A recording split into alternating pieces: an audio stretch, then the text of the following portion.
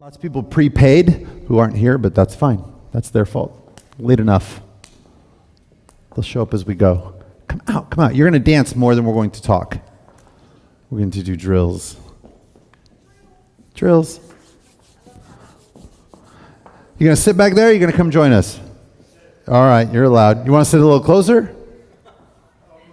Okay, great. Anyways, hi everybody.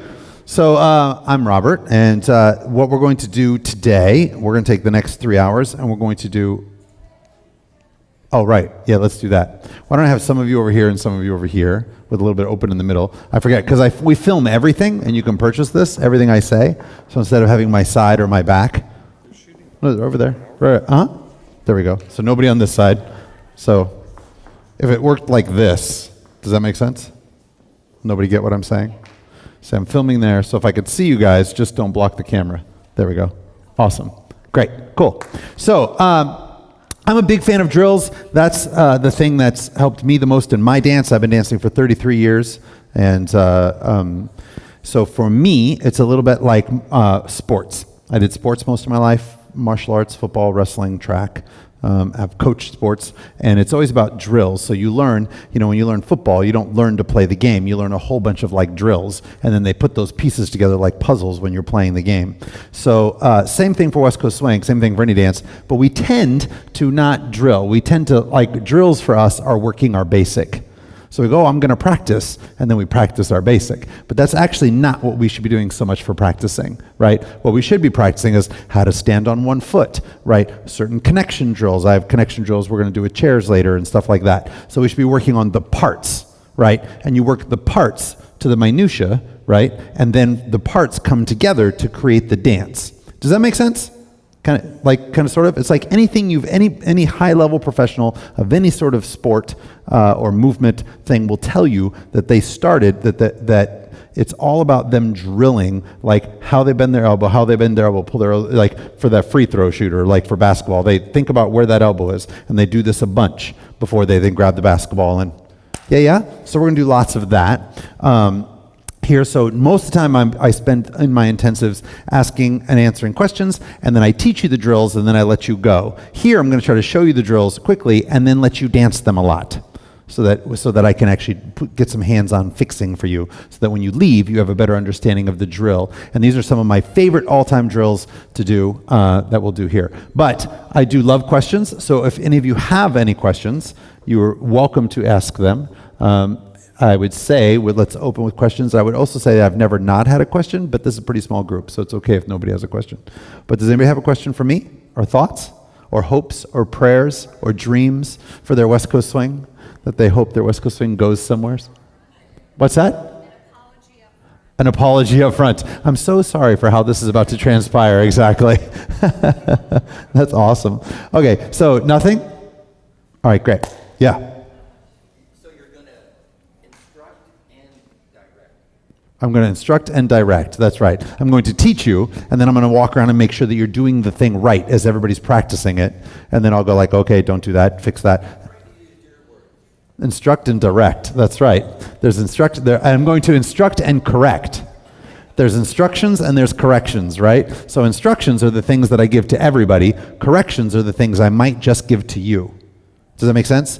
So lots of times when you take lessons from people, what they're teaching you, dance teachers, is they're teaching you the correction that they were taught. So lots of people take dance lessons to learn how to dance. Then they become dance teachers, and they teach what they were taught, which is fine, except for lots of time what they were taught, in private lessons especially, was corrections for them. And what I might say to you might be different than what I say to you. Right? So there's instruction that I'm going to give to all of you, and then there's correction that I give to you specifically. Does that make sense? And lots of times I'll tell you that, well, almost every time I'll tell you the difference. I'll say, this is specifically for you. I wouldn't say this to a group class. So if anybody asks, this is for you. Don't say, well, Robert said all dancers should do this. No. You should do this. Right? Y'all with me on that? Cool? Yeah. Yeah, lots of times what you'll hear is if I say the thing like 3 times in a row, if I go like, there's partial weight transfers, full weight transfers, and whole weight transfers, or something like that. And I say it, by the third time I say it, I'm implying please write it down. But I'll tell you for sure. All right, cool. Yes, anything else? All right, great. Let's just talk about walks and triples real fast. So things that we can do at home. And actually, we can make 2 half circles. Make like a half circle that way and a half circle this way. Great. So this is all stuff you can do at home, right? All stuff you can do at any point in time in your life, right? I do it all the time, still to this day. After 33 years of teaching dance, I still do this, right? So put your feet together. Have your feet have a little bit of turnout, right? So we have a little bit of turnout, right? If you don't know what turnout is, that means your feet turn out. Put your feet parallel. Put your feet parallel, right? So now just a few inches between the balls of the feet. That's what we're looking for, right? Go parallel and work around like this. And see how your balance is. Right. Go turn out a little bit. Now work around, and you're a little bit more stable. Does that make sense?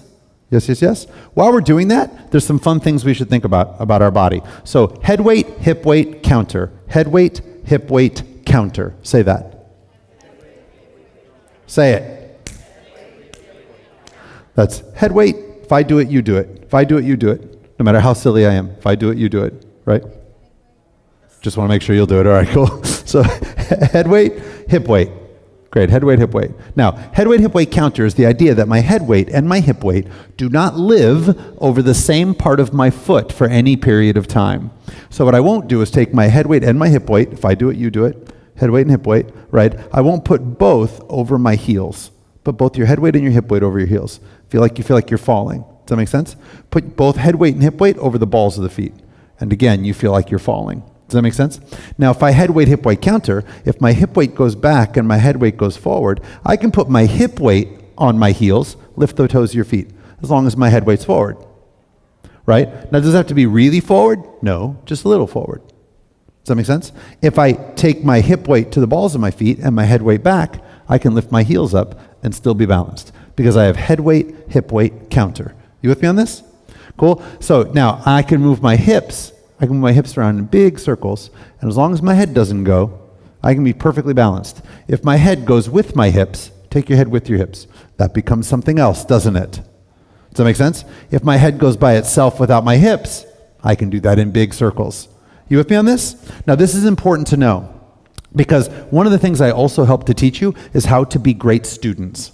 Right? Because what you should do with teachers is ask them more specific questions when they give you a general thing. So if they say to you, make sure all of your weight's on your heel, put your weight on your heel, or put your weight on your ball, or put your weight over your leg or your foot.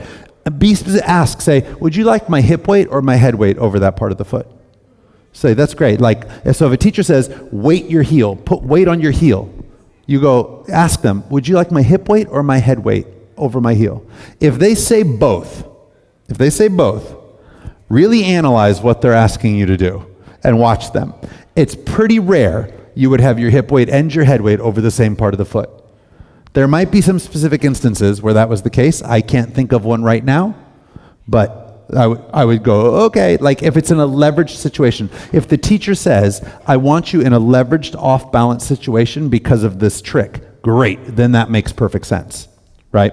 So, but if most of the time, like Brandy would say that I hip weight my heel. I hip weight my heel. So she puts all of her weight on her heel with her hip weight. Her head weight is actually over the ball of the other foot. So of the same foot. So my hip weight is over this heel, but my head weight's over the ball. Does that make sense? Cool? All right. So feet together, a little bit of turnout, hip weight, head weight counter. We understand it, right? Cool. So I want to make sure my hips are nice and level. Nice and level, right? No tipping forward, no tipping backwards, nice and level. And then I want you to walk your knees in place. Walk your knees in place. Walk, walk, walk, walk.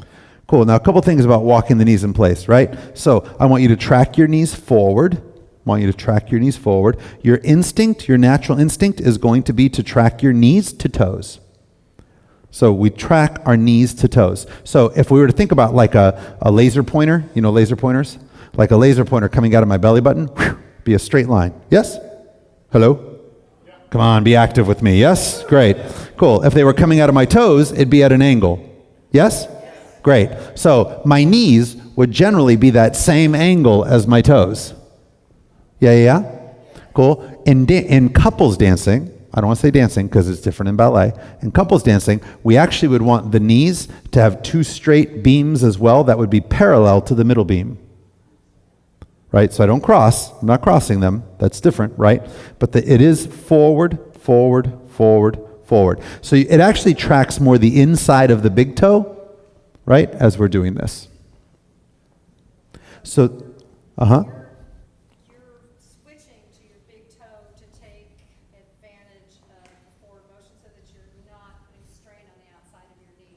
I'm not putting strain on the outside of my knees. I'm also going to the inside so that I'm getting to the inside edge of the ball of the foot so that I have more foot to work through, right? So allow me to pressure. It also creates rotation. There's lots of reasons why we do this.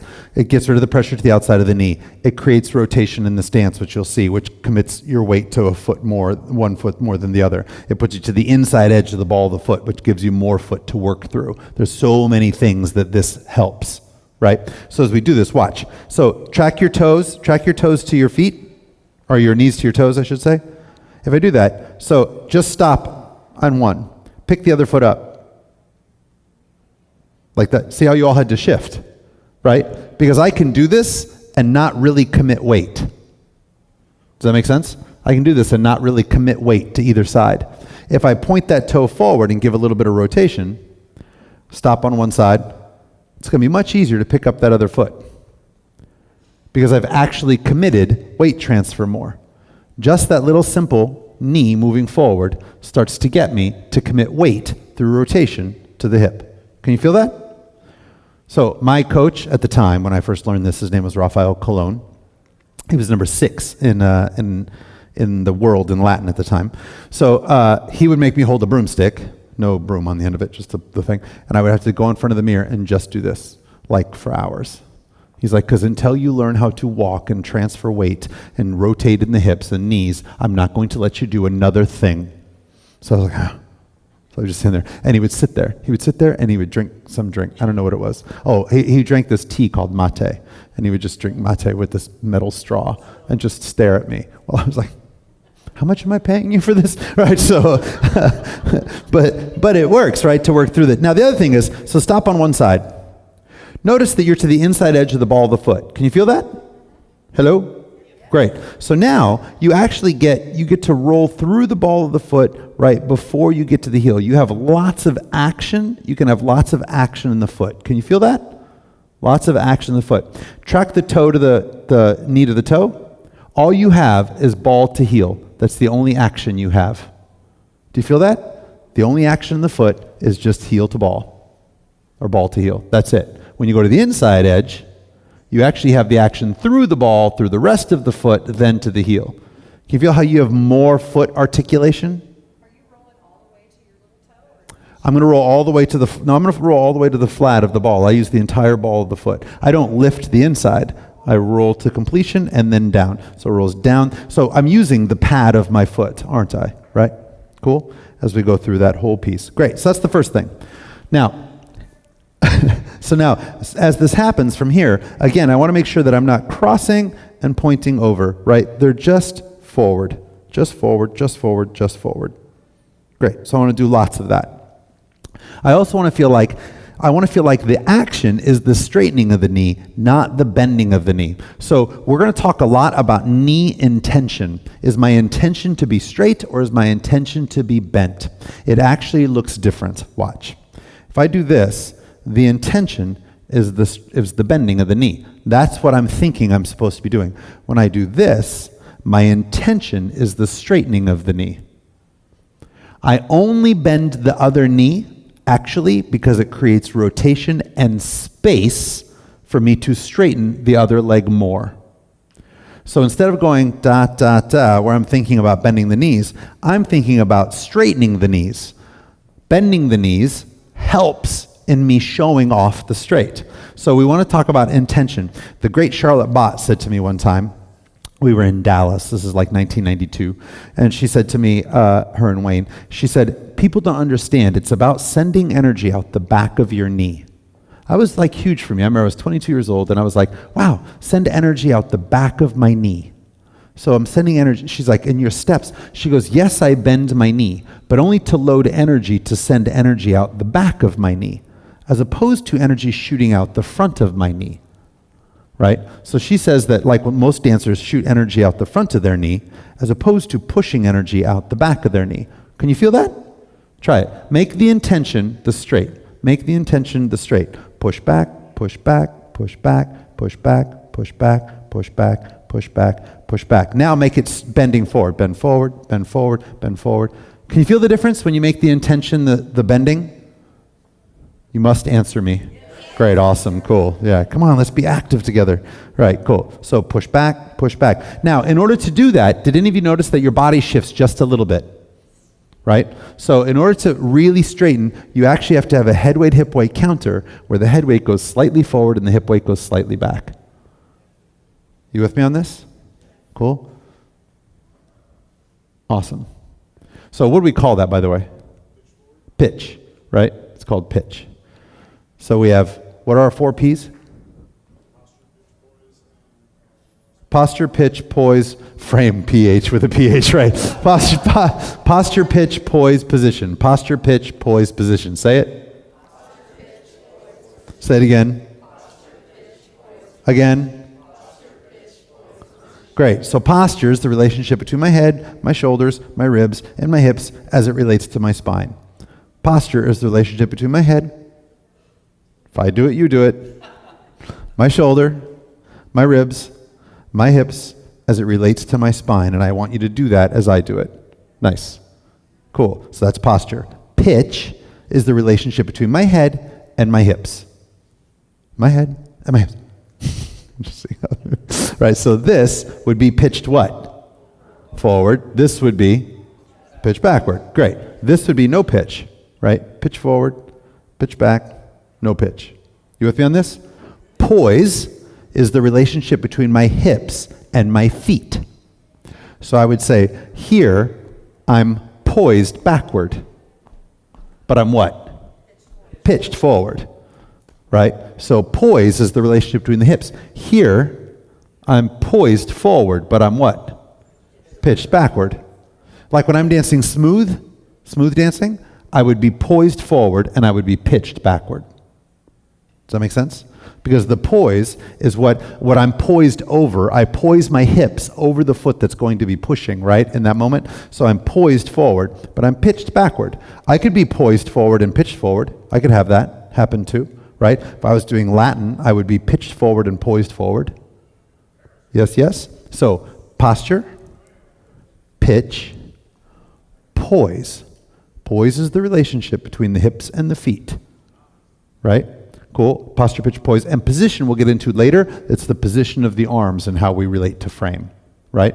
So when I'm doing this from here, that subtle forward pitch, right? That subtle forward pitch is very, very, very important. Now the thing about pitch, right, to push the knees back, so we're back to the walking, pushing the knees back. Good, good, good. Great. So watch. You guys are going to tell me as I look around, what's wrong with this? Right, I've been riding too long. My feet are apart. I'm kind of just releasing my knee, right? There's no energy to it, right? When I say put your feet together, I want your heels together. That's right. Cool. And as you walk, I want you to be very diligent about that knee pointing forward, which means there should be rotation. Now here's the thing. What's different about this? Watch. What's different from this to this? This was big for me. What's different? There's this, and there's this. Hip displacement, right? So one of the things that my coach used to say to me, his name was Tom Slater at the time, he said, you're going side to side. So he literally did this for me. He would put me up against the wall like this, and he would put 2 chairs really, really close to me, like half a hand, just a couple of inches right here. And I would have to do this up against the wall. And if I did this, I would hit the chair, wouldn't I? He said, I want you to think about your hips doing this. They're going to rotate because they're attached, right? But I don't want this. So when I'm here, my hips are thinking about going forward and backward. That's better. Forward and backward. Great. The 4 of you that I just saw going side to side just fixed it. That's awesome, right? So instead of this, so I don't want to go sideways. Go sideways. Feel it. Go side. Side kind of. If you keep one leg straight and do it, you're doing really bad ballroom merengue. It's perfect, right? Right. When I first learned to teach merengue, it was like one straight leg, one bent leg, and you just go sideways, right? And then you go to Latin clubs and you do that, and the Latin people look at you like, they're like, oh God. So like, all right. So bend and straighten, push the knees out the back. So we have a little bit of a pitch. We're pushing energy out the back of our knees. We're pointing our knee forward. Somebody's getting a phone call. Awesome. Cool. Can you feel that? Now, lift the back knee. Peel the heel. Say it. Peel the heel. Peel the heel off the ground. Peel the heel off the ground. Peel the heel. Peel the heel. Peel the heel. Nice. That's better. Peel the heel. Peel the heel. Great. One of the things we can think about, how many of you in here have been told to work through your feet? Have you ever been told to work through your feet? Right, everybody been told to do that, right? So you won't roll through a foot. You won't roll into a foot you didn't roll out of. Right? Just pick a foot up. To roll into that foot, you would have to make an articulation down to make that happen. If you roll from your heel out, if you roll out of a foot, you will naturally roll right back into that foot. Right? So peel the heel, start at the heel, peel the heel off the ground. Now the toe is still pointed down, isn't it? Now the toe is the first thing to strike, and you roll into it. If you pick that foot up flat, chances are you're going to put it down pretty flat too. Does that make sense? So lots of times people pick their foot up and the teachers say, roll through the foot. The secondary articulation you need to pick up, then to point, then to roll, you don't have time for. Not only do you not have time for it, you will not do it. So I need to make sure that I pick the foot up with the rolling out of, because if I roll out of the foot as I pick it up, then I'm going to roll into it as I put it back down, because the foot is already set up to roll. Do y'all get that? Cool? That's kind of a biggie, because you hear, I've heard it 15 times in the last 6 months in group classes. Roll into the foot, roll through your foot, roll through your foot. And people are just picking their foot up and then trying to make that articulation down. Right. Roll out of the foot, and rolling into the foot is quite natural. So pick a foot again, roll the heel out. Now, even if I were to take a side step, the foot is prepared to roll back in. The other thing you won't do, you won't roll out of a foot, then do this, and then put it down flat. That secondary ankle flexation won't happen, right? How I roll out of a foot is how I'm going to roll into a foot. Does that make sense? For you teachers in here, this is huge. It makes a huge difference for dance students if you can teach them to roll out of their feet. That should be more your conversation than rolling into the foot. Because if they roll out of it, they will roll into it. Yes? Cool. All right, great. So far, all we've done in place at home is this, right? And we've worked our 4 Ps, well, 3 of our 4 Ps. We're working our knees, right?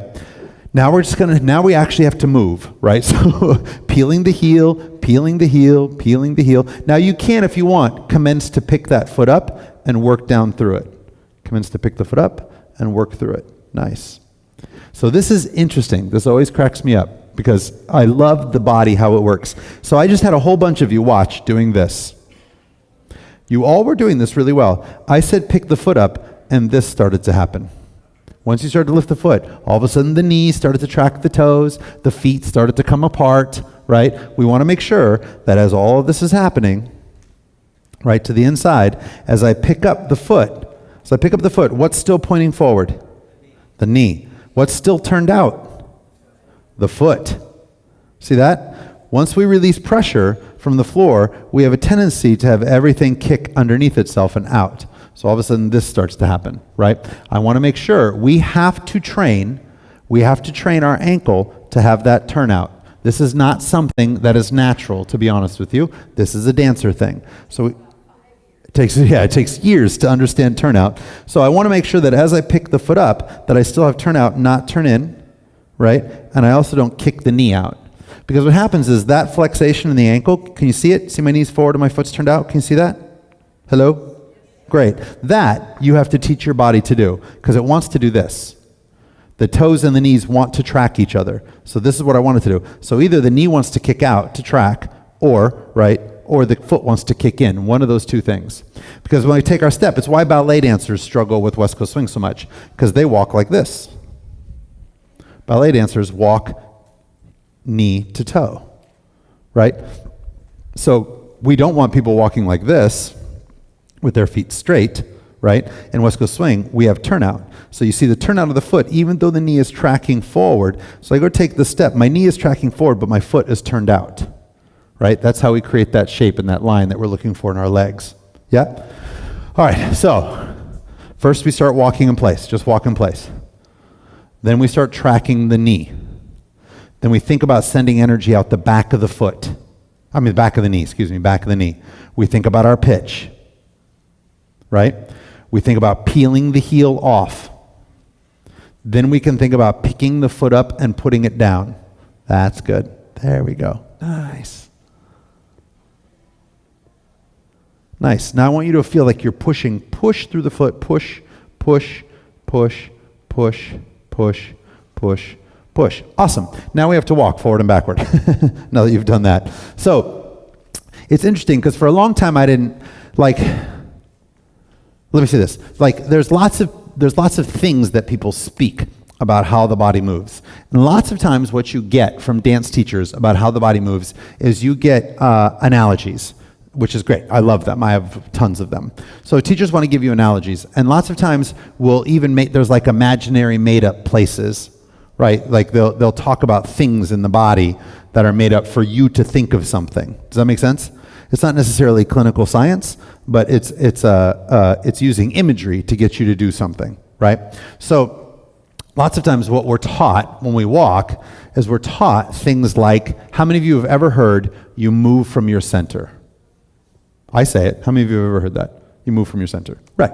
You should. Teachers should say that you move from your center. That should be spoken.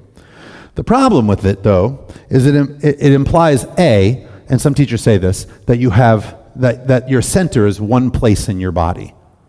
That your center is just this one spot in your body. But that's not, scientifically, that's just not true, right? So that your center is one part of your body. And then the other thing is it implies, so besides that, is it also implies that center, and this is big, that center defines direction. Your center doesn't define direction. Your center defines foot. Your center defines the foot that has the power.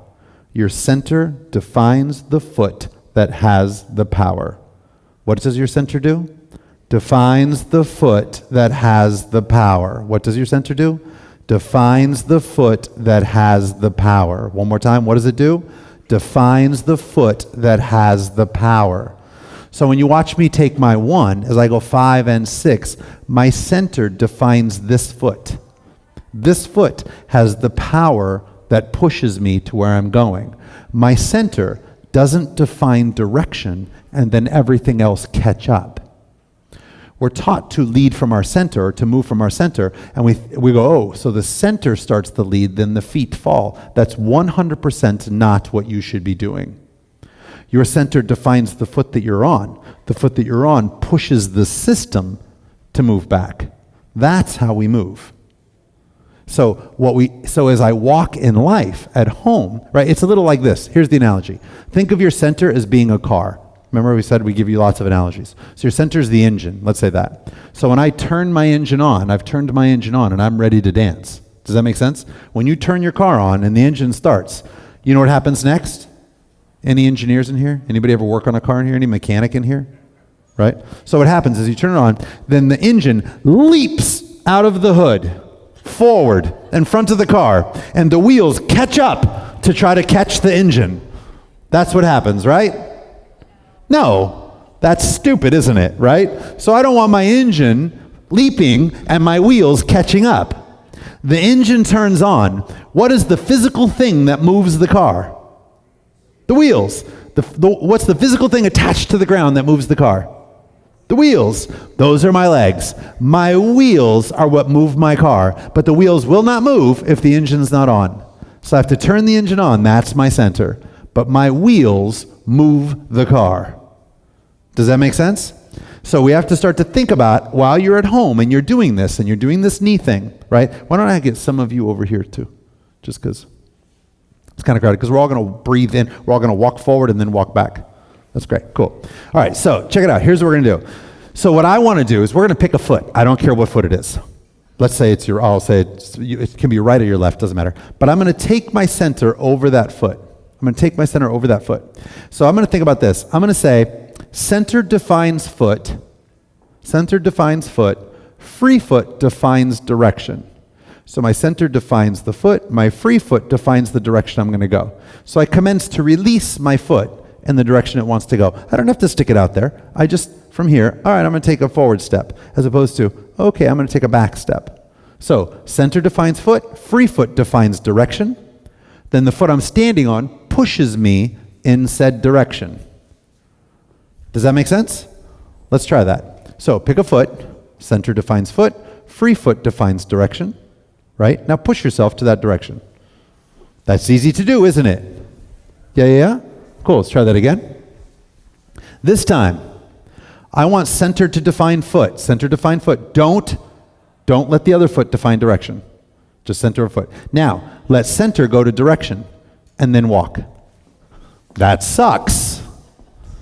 Right? You're falling. What do we know falling? What do we know about falling? Gravity has no rhythm. Right? That's a phrase that was coined here a couple of years ago. Right? If you're falling, you can't manage your rhythm, and gravity has no rhythm. It has a constant pull. I know because I had 3 or 4 engineers go, but it does have a constant pull. It does. So if the constant pull meets the beats per minute, great. So again, free foot. So center defines foot. Free foot defines direction. Now use the foot you're standing on to push you. Push, push, push. Yes, that's much better. Now stay where you are. Center defines foot. Free foot defines direction. Put it behind. Wait. Now the foot you're on pushes you. Push, push, push, push. Do you feel that? Yes? Now here's the deal. If you were to say to a dance teacher, a good dance teacher, 5 and 6, so what you want me to do is you want my center to move and then you want my foot to catch me. They go, no, I don't want that. Right? I don't want you doing that. And you would say, but you told me to move from my center, to lead from my center. And they would go, oh, okay. And they would clarify. As a community, we've given that term, lead from your center, move from your center, we've given that to you without enough clarity. So what ends up happening, the words aren't wrong, there's just not enough information. So we, as students, define it to mean center defines direction, and center doesn't define direction. Does that make sense?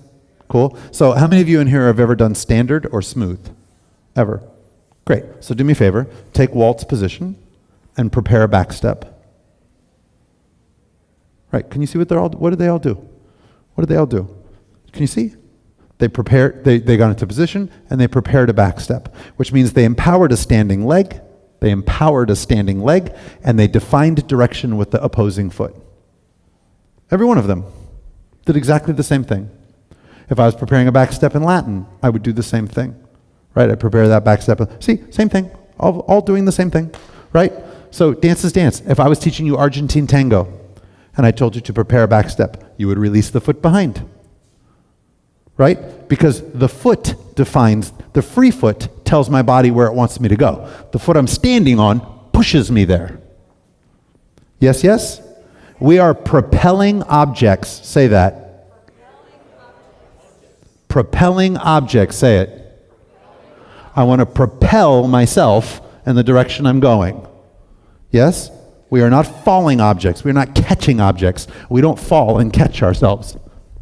This is super important because it's how most of you will dance, I promise you. I guarantee you most of you in here, almost every one of you, do what I'm telling you I don't want you to do. And it's not your fault. And it's actually not even your dance teacher's fault. It's the system's fault of teaching that's been out there because we're giving you incomplete sentences. Not intentionally, but you get incomplete sentences. You with me on this? Cool. So practicing the drill. So one of my favorite ways to do this, and I took this from a beautiful, amazing dancer named Tony Redpath, who is a friend of mine and super funny. Does any of you know who Tony Redpath is? Probably not. Oh, some of you do. Great. Have you ever trained with her? She's fantastic. You've trained with her? She's so fantastic, though. I love her so much. She's amazing. Yeah. Anyways, her and Mary Murphy are very good friends of mine and very funny. They're very funny together. So Tony, this is my favorite thing she does. She says, take your spine. Now, if I do it, you do it. You take your spine. You put your spine over a foot. Put your spine over a foot. Let gravity pull your spine down to empower that foot. As that happens, as gravity pulls down, define direction with the other foot. Right? Now, have the foot you're standing on push the base of your spine first in the direction you're moving. Do you feel that? Feels good, doesn't it? Right? So you take your center, define foot. As gravity empowers that foot through the spine, you define direction, you can go forward, and then you want your foot you're standing on to push the base of your spine, because it pushes up to the ground to the base of the spine in the direction you're moving. Does that make sense? She actually has that in her DeVita tape for smooth, right? But then she says gravity drives down, and if you're doing smooth, gravity also is what breaks you in your leg, right? So gravity would make all of that happen before I would take the next step. Pretty cool, right? So she doesn't even talk about center. She talks about putting the spine over a foot, empowering the foot, and then pushing the spine. Yeah. All a drill you can do at home. And I promise you, when I learned that from Tony, I was like, and I did it a ton at home. Where's the spine? Let the gravity push that down, and then push the base of my spine. Now, what I love about the pushing the base of the spine as opposed to pushing the center is that it really empowers your hip, doesn't it? And if I push my hip back, my spine actually gets to stay relaxed. So my upper body gets to stay relaxed because I'm driving my base of my spine forward and backward. Does that kind of make sense? Yes? When you said you put your spine over your foot, Mm-hmm. is that what you put your spine over your foot? Right? Okay. Right, so I'm putting my spine over my foot. Now, what's interesting about this, and Tony and I talked about this, I said, so I'm putting my spine over my foot. Now, this was a big one for me when it came to understanding how to move forward and backward, is moving your spine side to side doesn't have to alter the pitch. She said, when I told you to put your spine over your foot, I didn't tell you to stack it straight up and down. So we have our pitch, right? I have my pitch. I move my spine over my foot. That doesn't mean I'm messing with my pitch. Does that make sense? Cool. I got into this big conversation one time. You ever have an argument with somebody and you realize you're arguing the exact same thing? Right? You're like, no, but that's chocolate. No, it's not, it's chocolate. But it's chocolate. You might think it's chocolate, but it's chocolate. But you end up, you're saying completely different things, and then at the end you go, oh, no, that is exactly what I meant. Have you ever had that? So I've taught for years, it's been one of the core to my teaching, that we move forward from a different center of gravity than we move backward from. So I used to even say, it's like you have two centers, a higher center and a lower center. Now that was a dance analogy. That's not actually true. You don't have two centers. I mean, that's not true. You have your geometrical center. If I measured you and cut you in half, that would be your geometrical center. And then you have your center of gravity, which is something else, because we're not made of one homogeneous material, right? We're disproportionately weighted. We're not like made of cork, where we're equal in our weight, right? So, did I just lose you all on that? Okay, great. Cool. So, the idea there, right, is that we have a center of gravity, and that's different, right, than our geometrical center. Now, in the dance world, there's this imaginary place called center point of balance, which doesn't exist in clinical science. It doesn't even exist in dance writing until the 60s, right? So, like, center point of balance it's a great analogy, it's a great thought, it's just not clinical science. Whereas center of gravity, center of mass, geometrical center, that's all clinical science, right? So, now, when I move forward, I move forward from a higher center. When I move backward, my center of gravity drops down. So if we think about this, go like this. Go like this. Think about this being the tube. Think about this being a tube, right? In that tube is fluid, and there's a little bit of a bubble, like a level. You know a level? Right? Like if you were going to level a picture, there's a bubble in there, right? So this is the tube. That bubble moves around in that area. Now, at any given time, that bubble is your center of gravity. Does that make sense? So at any given time, you have a single center of gravity. You with me on this? Cool. But it's not going to be in the same place at all times. So when I stand like this, if I do it, you do it. If I stand like this, my center of gravity is in one place. The second I do this, my center of gravity is somewhere else. Tilt your head to the side. Now it's somewhere else. Put all your weight on one foot. Now it's somewhere else. Because as you redistribute weight, your center of gravity moves. You with me on this? Yes, kind of, sort of? So here's what we know. We know that when I move forward, that bubble actually lifts a little bit. It gets a little more to what some people would call your center point of balance, right? So when you hear people talk about center point of balance, it's usually a little higher. It's just a little bit below your solar plexus, right in here somewhere, right? That's the top of the tube, right? And when you move forward, that is about where we move forward from, right? So one of the things I like to do is put your hand like this, right? So this is point. Now what you're going to do is you're going to create an arc. You're going to arc, and then you're going to poke low. And that poke is going to happen under the belt line, just under the belt line, which is the bottom of your tube, right? So you have the top of my tube, we have the bottom of my tube. You with me on this? So now what I want you to do is you're going to walk forward, watch. I'm going to go 1, 2, 3, 4, 5, 6, 7, 8. Ready? Point and poke. And 1, 2, 3, 4, 5, 6, 7, again. Now, let's go through our parts. Let's go through our parts. Center over a foot, right? Free foot defines direction. Do all that. Should be my nice pitch. And walk. 1, 2, 3, 4, 5, 6, 7, 8. You with me on this? Now, the problem with that's perfectly walking, is that lots of times people do this, and as they do this, this happens. So what did I just alter? Pitch. I increased my pitch. So I remember I was at the California Swing Dance Championships. This is years ago. And Tanya Martin comes running up to me. She was Tanya Bush at the time. Tanya Bush comes running up to me, and she goes, "Robert, you got to talk to me. I've heard like the craziest thing." And I go, "What'd you hear?" She said, "I heard you're teaching 2 centers." She goes, "There's not 2 centers. You can't have 2 centers of an object. You have to stop doing that."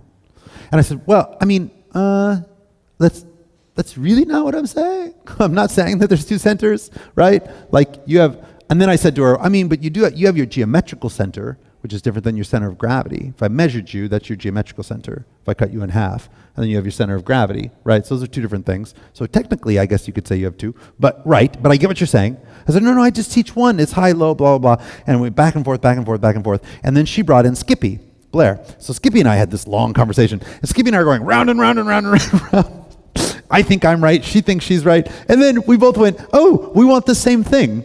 We want people moving forward and backward without altering what the hell they're doing.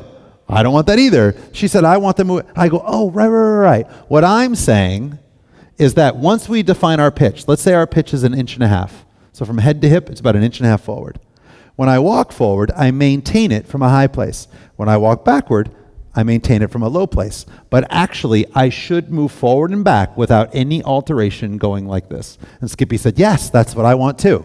I was like, great, we're on the same page, right? So, but I just know that, like I said, I just teach people. We taught it differently, but we wanted the same outcome, right? So I want this to feel like it goes from a high place, and then this moves backward from a low place.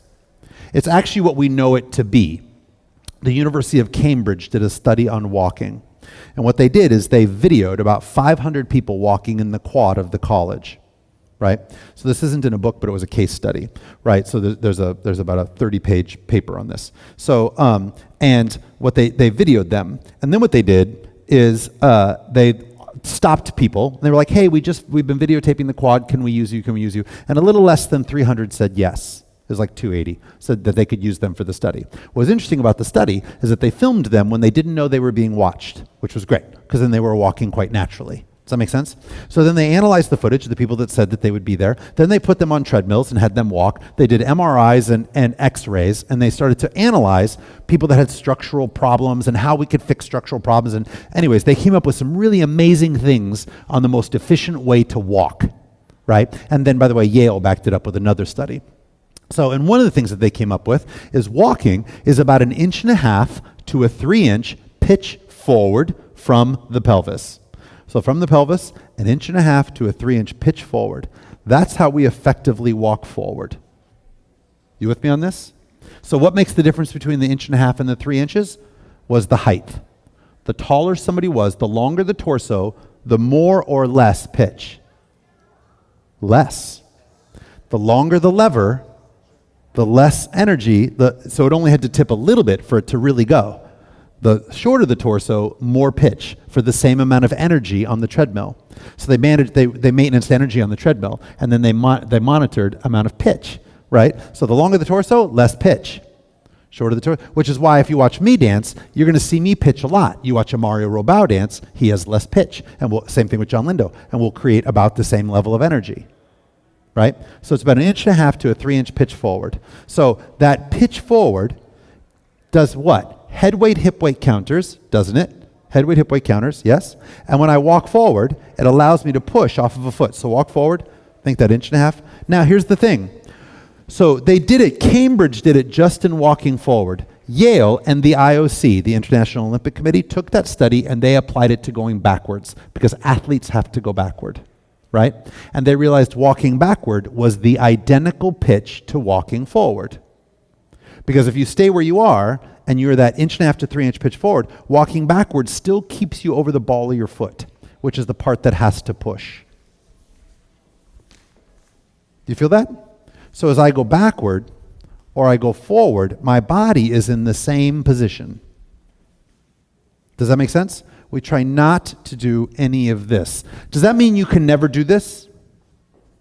No, of course not. Of course you can do that, right? So, but I can absolutely swing forward and then go backward and then come underneath forward. And I could totally do that. Absolutely, right? As long as I just follow certain rules.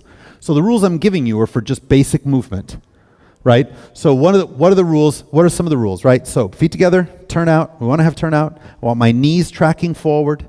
I want to think about sending energy out the back of my knee. I want my center to empower a foot while I'm pitched forward. Then I'm going to push myself to that direction. I know that I will always be balanced as long as I have blank, counter. Head weight, hip weight. So what I wouldn't do, what we don't want is people head weight, hip weight back, head weight, hip weight forward.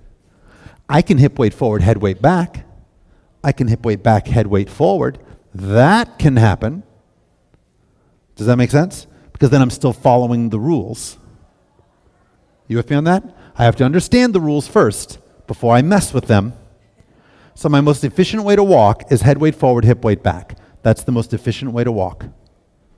Head weight forward, hip weight back. Forward and backwards. That's the most efficient way. If I'm going, I can totally alter that and do other things with it, but I have to keep a head weight, hip weight counter at all times. Yes, yes? How are we doing so far? Good? Yeah? This is deep, right? Like when you get into the minutia of center over foot defines direction, push myself to the direction I'm going, it's just such a different beast, right? So the idea, Maria, come by. So the idea is we're here, right? Everybody say hi, Maria. I should say Mia, but I've been calling her Maria for a long time, but she just became an American citizen a month ago. Yay. And then when it changed her name on me to Mia, but she'll always be Maria. So from here, what I do is, instead of going, this is what happens most times, is leaders, it's been drilled in you to lead from your center. Drilled. I get it. And so you do. You do this. That's you leading from your center. You fall backwards. And follows, what do you think follows leaders? Anybody know what follows' biggest complaint is? Anybody know what follows complain about more than anything else? Arm leads and being pulled too early. Arm leads and being pulled too early. And as long as you do this, you are arm leading. Because your arm pulls to catch up, because you're falling. Right? Also, she has no time. When I define foot, Maria has all kinds of time, and then I just push the system. This foot. It's almost like she has her two wheels and I have my two wheels, right? What's a front wheel drive car? What does that mean? The front wheels what? Pull. Rear wheel drive?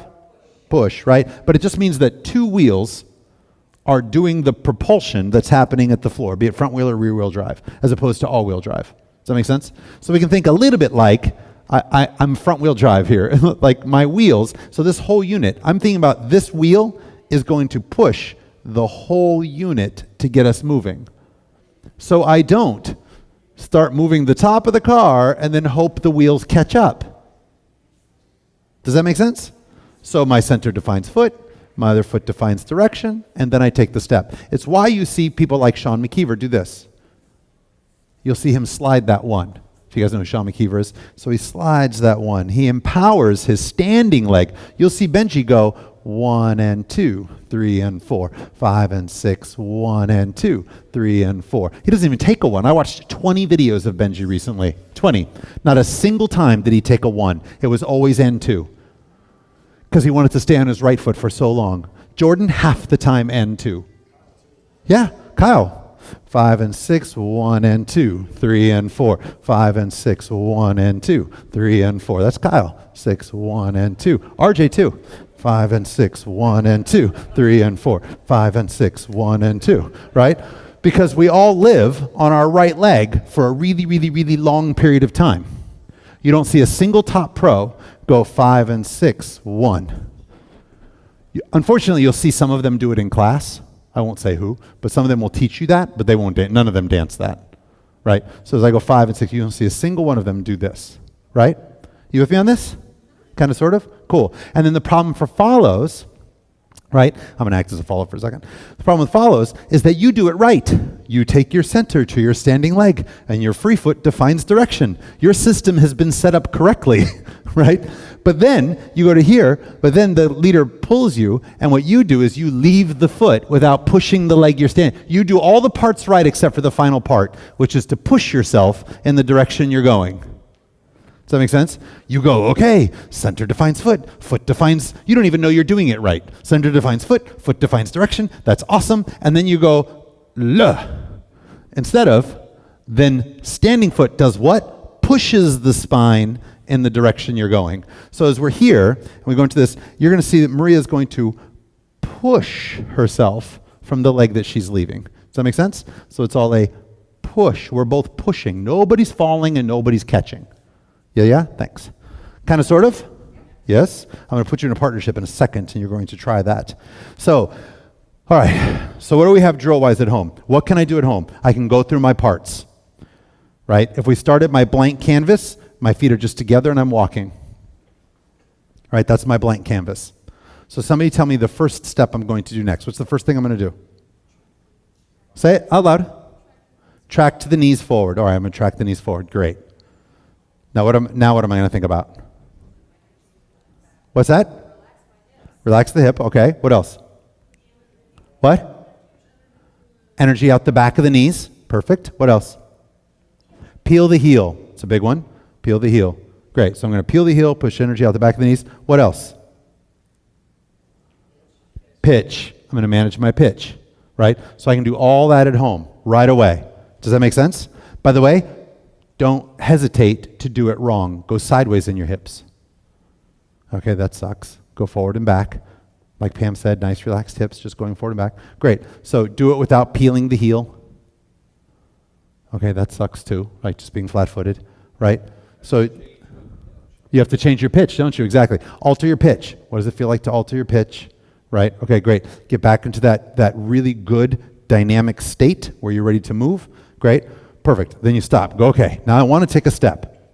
So what are my parts to taking a step? What am I going to do first? I'm going to move from my center, which means my center will do what? Right. Center defines foot. Say it. Defines. Center defines foot. All together. Great. Center defines foot. Free foot defines. All right. So center defines foot. You say free foot defines direction.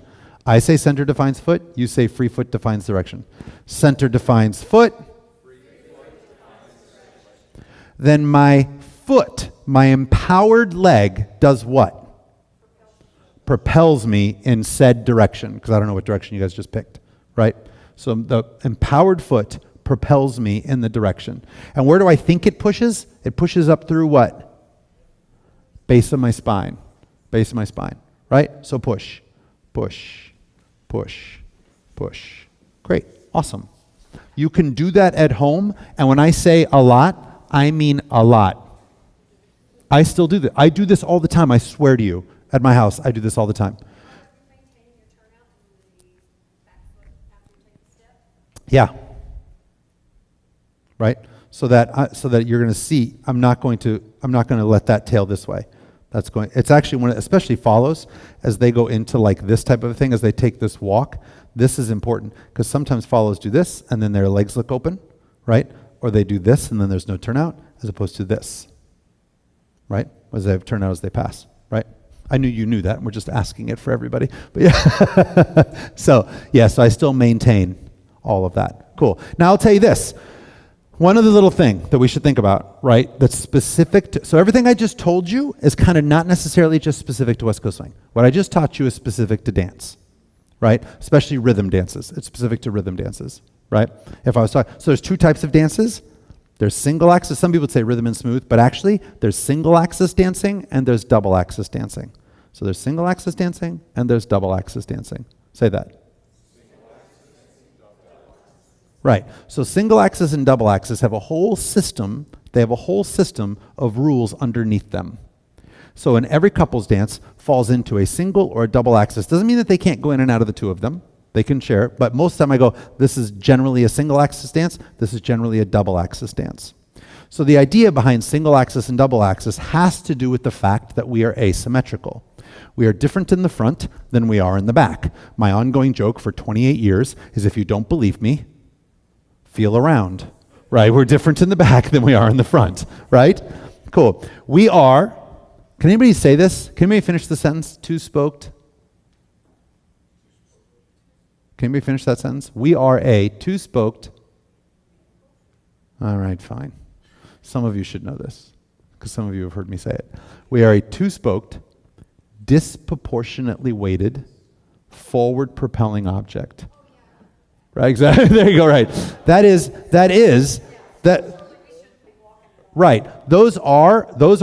the physics sentence, or a paragraph, I should say, for the human machine.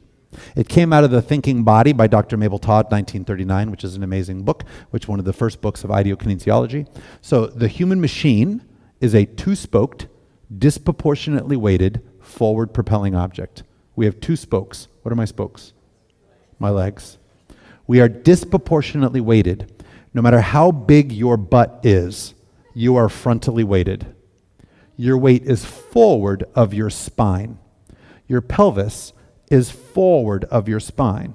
Your rib cage is forward of your spine. Your head weight is forward of your spine. Your stomach is forward. Again, doesn't matter how big your butt is. All of your weight is forward of your spine. You with me on this? So we are a two-spoked, disproportionately weighted, forward propelling object. We are not built to walk backward or sideways. And you don't in life. You do not walk backward in life. You don't. None of you sit there at your desk and you're like, I left my coffee back there. That doesn't, you turn around and you get your coffee and you come back. I always say athletes go backwards.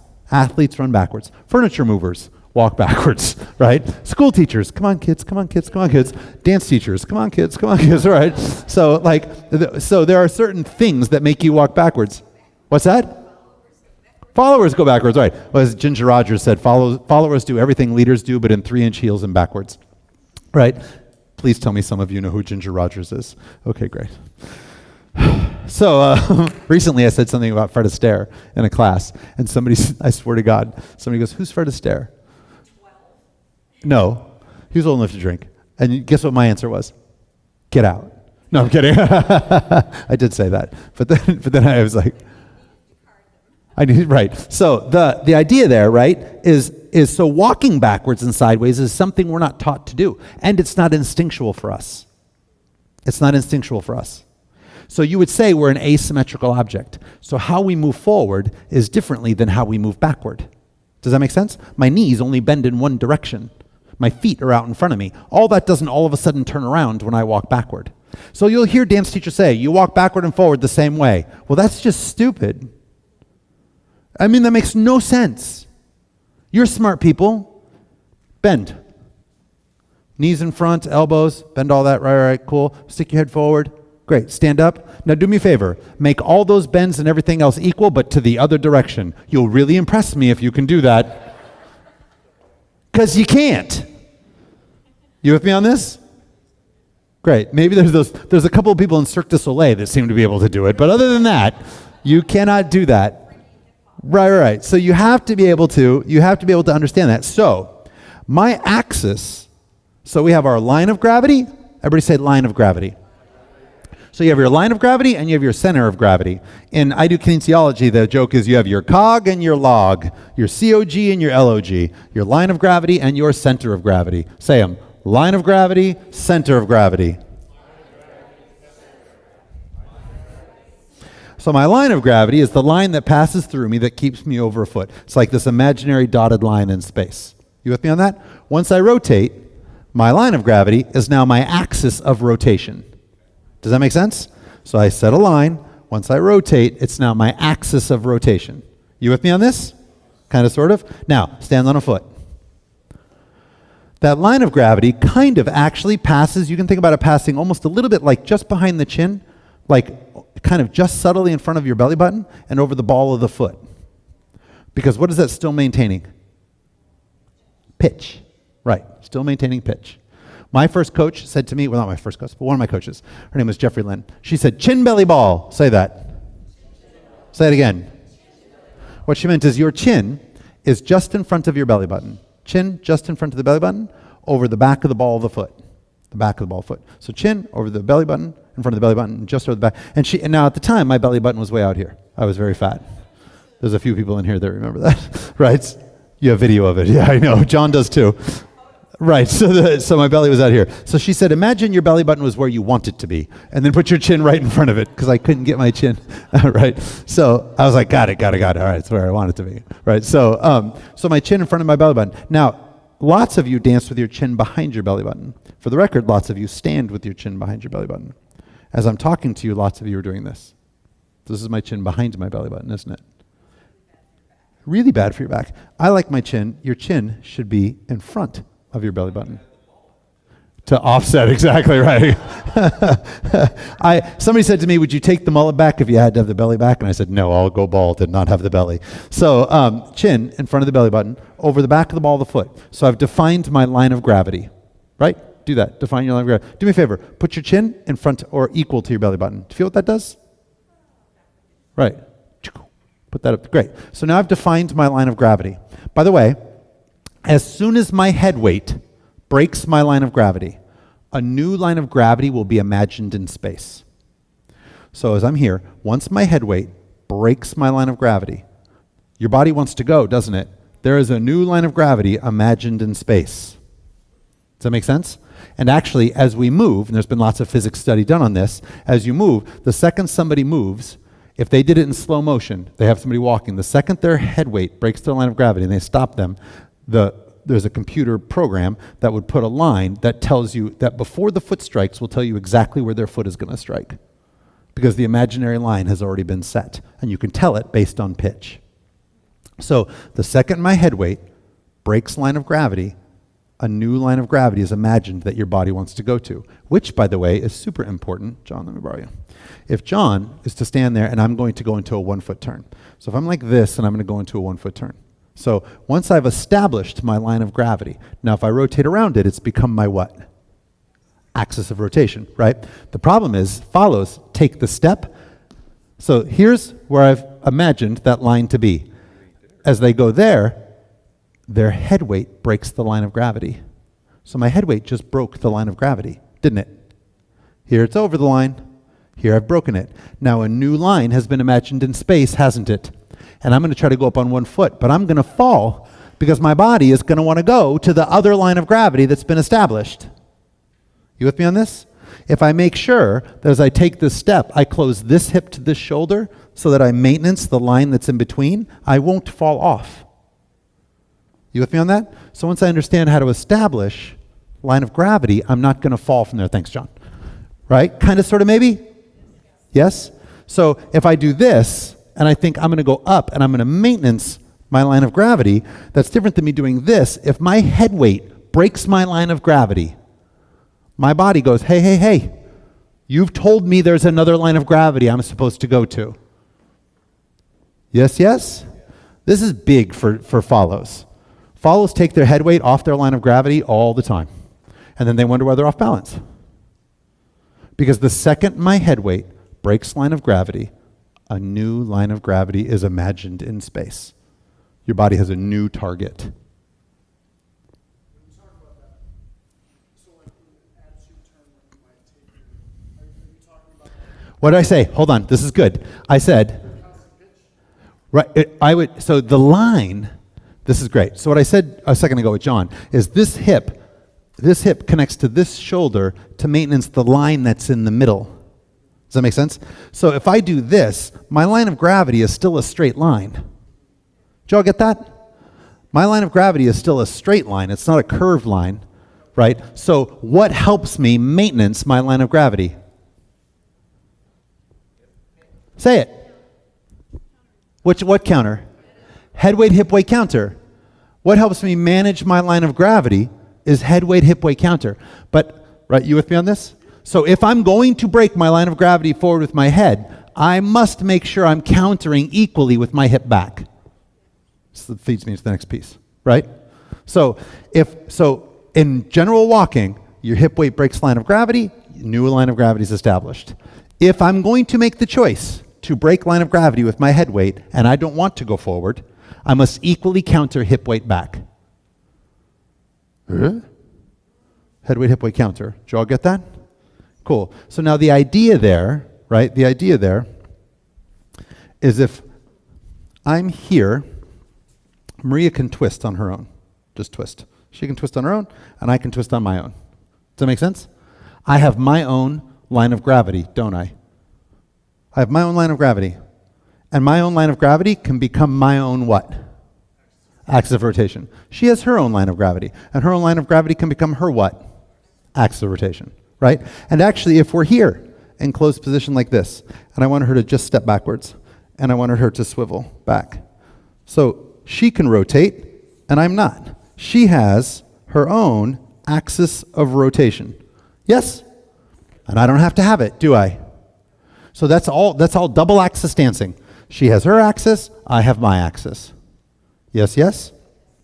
If I do this, I know you don't do smooth, but if I'm here like this, right, I can now not move my hips without it affecting her. Does that make sense?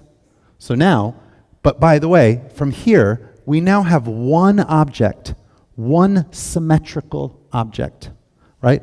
One object with a head going this way and a head going this way. This singular object has two knees going that way, two knees going that way, 2 feet going that way, 2 feet going that way. Now, what is two asymmetrical objects moving within their own axis and their own line of gravity becomes one symmetrical object sharing a line of gravity, because we're now this singular unit shares the line of gravity as we move the whole time. You with me on this? Kind of, sort of? So, thanks so much. So single axis dancing shares an axis because it becomes a symmetrical unit, which is why when you watch smooth dancers, how many of you ever watched smooth or standard? If they're not the same height, by God, she wears heels to try to get to his height, or he'll wear, because they try to be as symmetrical in height even, right? When you watch the pro smooth couples, they're almost the identical height too, so that shared axis of rotation becomes one symmetrical unit that moves around the floor, right? Somebody had a question. So when you talk about your hip going to your shoulder, Mm-hmm. and you're in all these different positions, it's still always the same. So we have 3 bands in our body. 3 bands in our body. I have. I'm going to teach it I'll teach it in New Year's. But I have this thing called rules of 3. There's like 10 or 15, maybe more than that, rules of 3. Like there's 3 weight transfers, 3 foot actions, 3. There's like lots of 3s, right? That we do in West Coast Swing and in movement. So from here, everybody do this. Boom. Boom. Boom. Again, here, here, there. Great. So what we actually have is we have a muscular chain. So we move in something called cross opposition, right? That's what's called in clinical science. So like osteopathic medicine or chiropractic or whatever, they would call it cross opposition. So we move in cross opposition. So what does that mean? It means that I have an opposing side altering the side that I'm on, right? And it's because we're bipedal, right? We're bipedal objects. We have these two legs, right? So we have two legs that are combating gravity. Like Pam said, it's amazing we walk, right? We're not, if you notice, like an animal's spine, an animal on all fours has a curved spine like this, right? We have four curves like this, right? So you have the cervical, the thoracic, the lumbar, and the coccyx. You have four curves in your spine, right? And it's to combat the compression of gravity, right? If we had a spine like this, we would just be crushed, right? So we have this four curves in our spine, yes? So we're also bipedal. We walk on two legs, not on four, right? So the balance has to be countered. We're in a constant sense of counterweighting each other, ourselves. So that's why we walk up like this, not like this. We don't walk like this. We walk in opposition. Because the rotation that happens in opposition, our whole body and system dealing with gravity and balance is working in opposition. So not only do I work in opposition when I walk, in cross opposition, so that's an opposing force to help counterbalance. Say yes. What's this? An opposing, right, to help counterbalance gravity. All of it's to help with balance. You with me on this? I don't do same side and head weight and hip weight over the same part of my foot. Unless you're Frankenstein, right. You with me on that? And he couldn't run very fast. But he could merengue. So the idea, cross opposition. So our muscular chains actually work that way, right?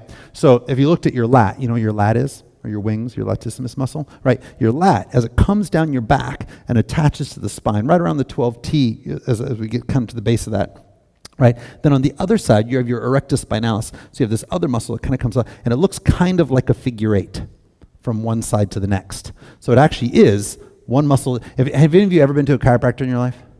Right? Like, have you ever, like, you hurt this shoulder and then they look to this hip, right? They look to the cross chain that's happening in your muscles, right? So then we also have our core group of muscles from, like, the perineum muscle. Because we're dancers, I don't care that that you should all know where your perineum muscle is. We shouldn't be embarrassed.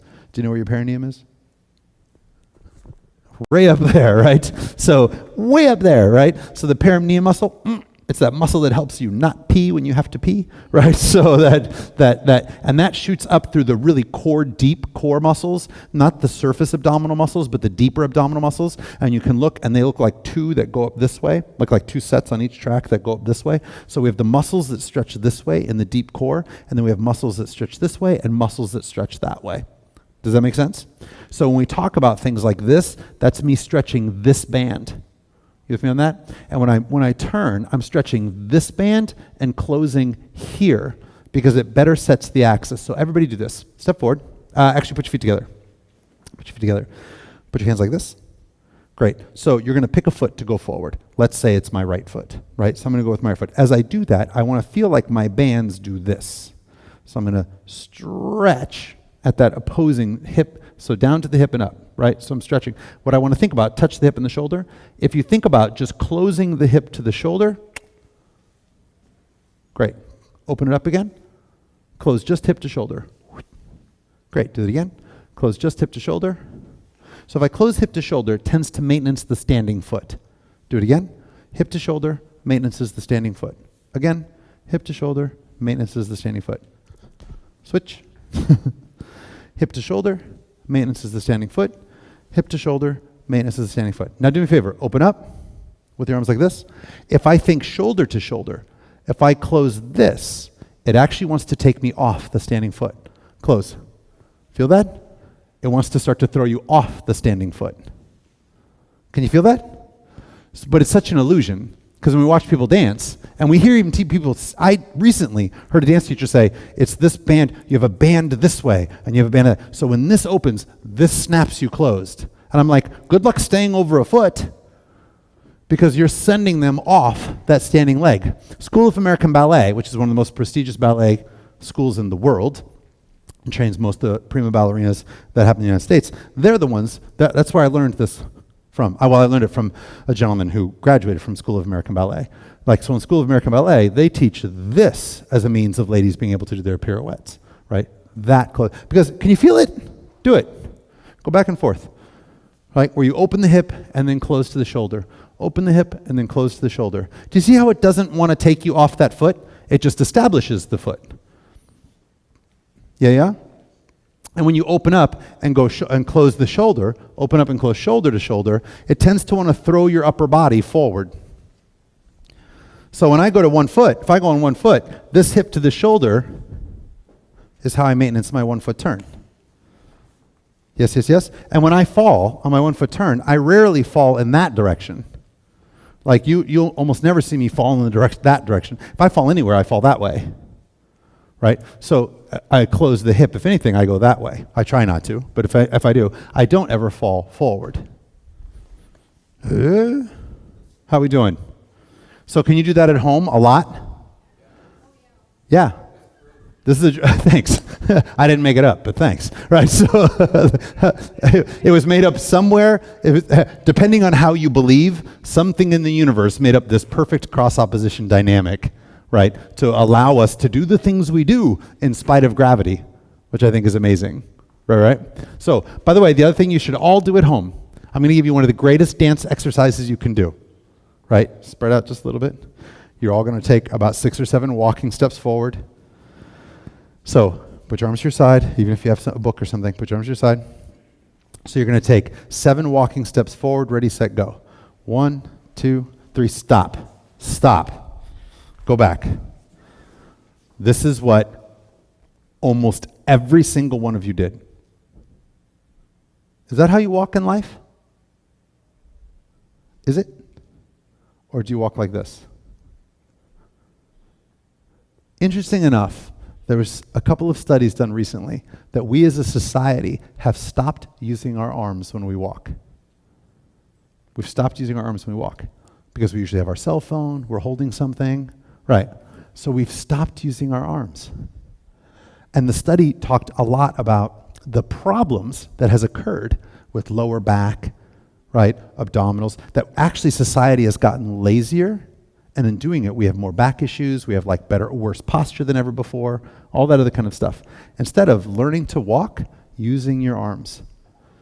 So I want you all to walk those 7 steps using your entire body, which means your arms will have to work in cross opposition. Ready, go. Nice, walk backwards.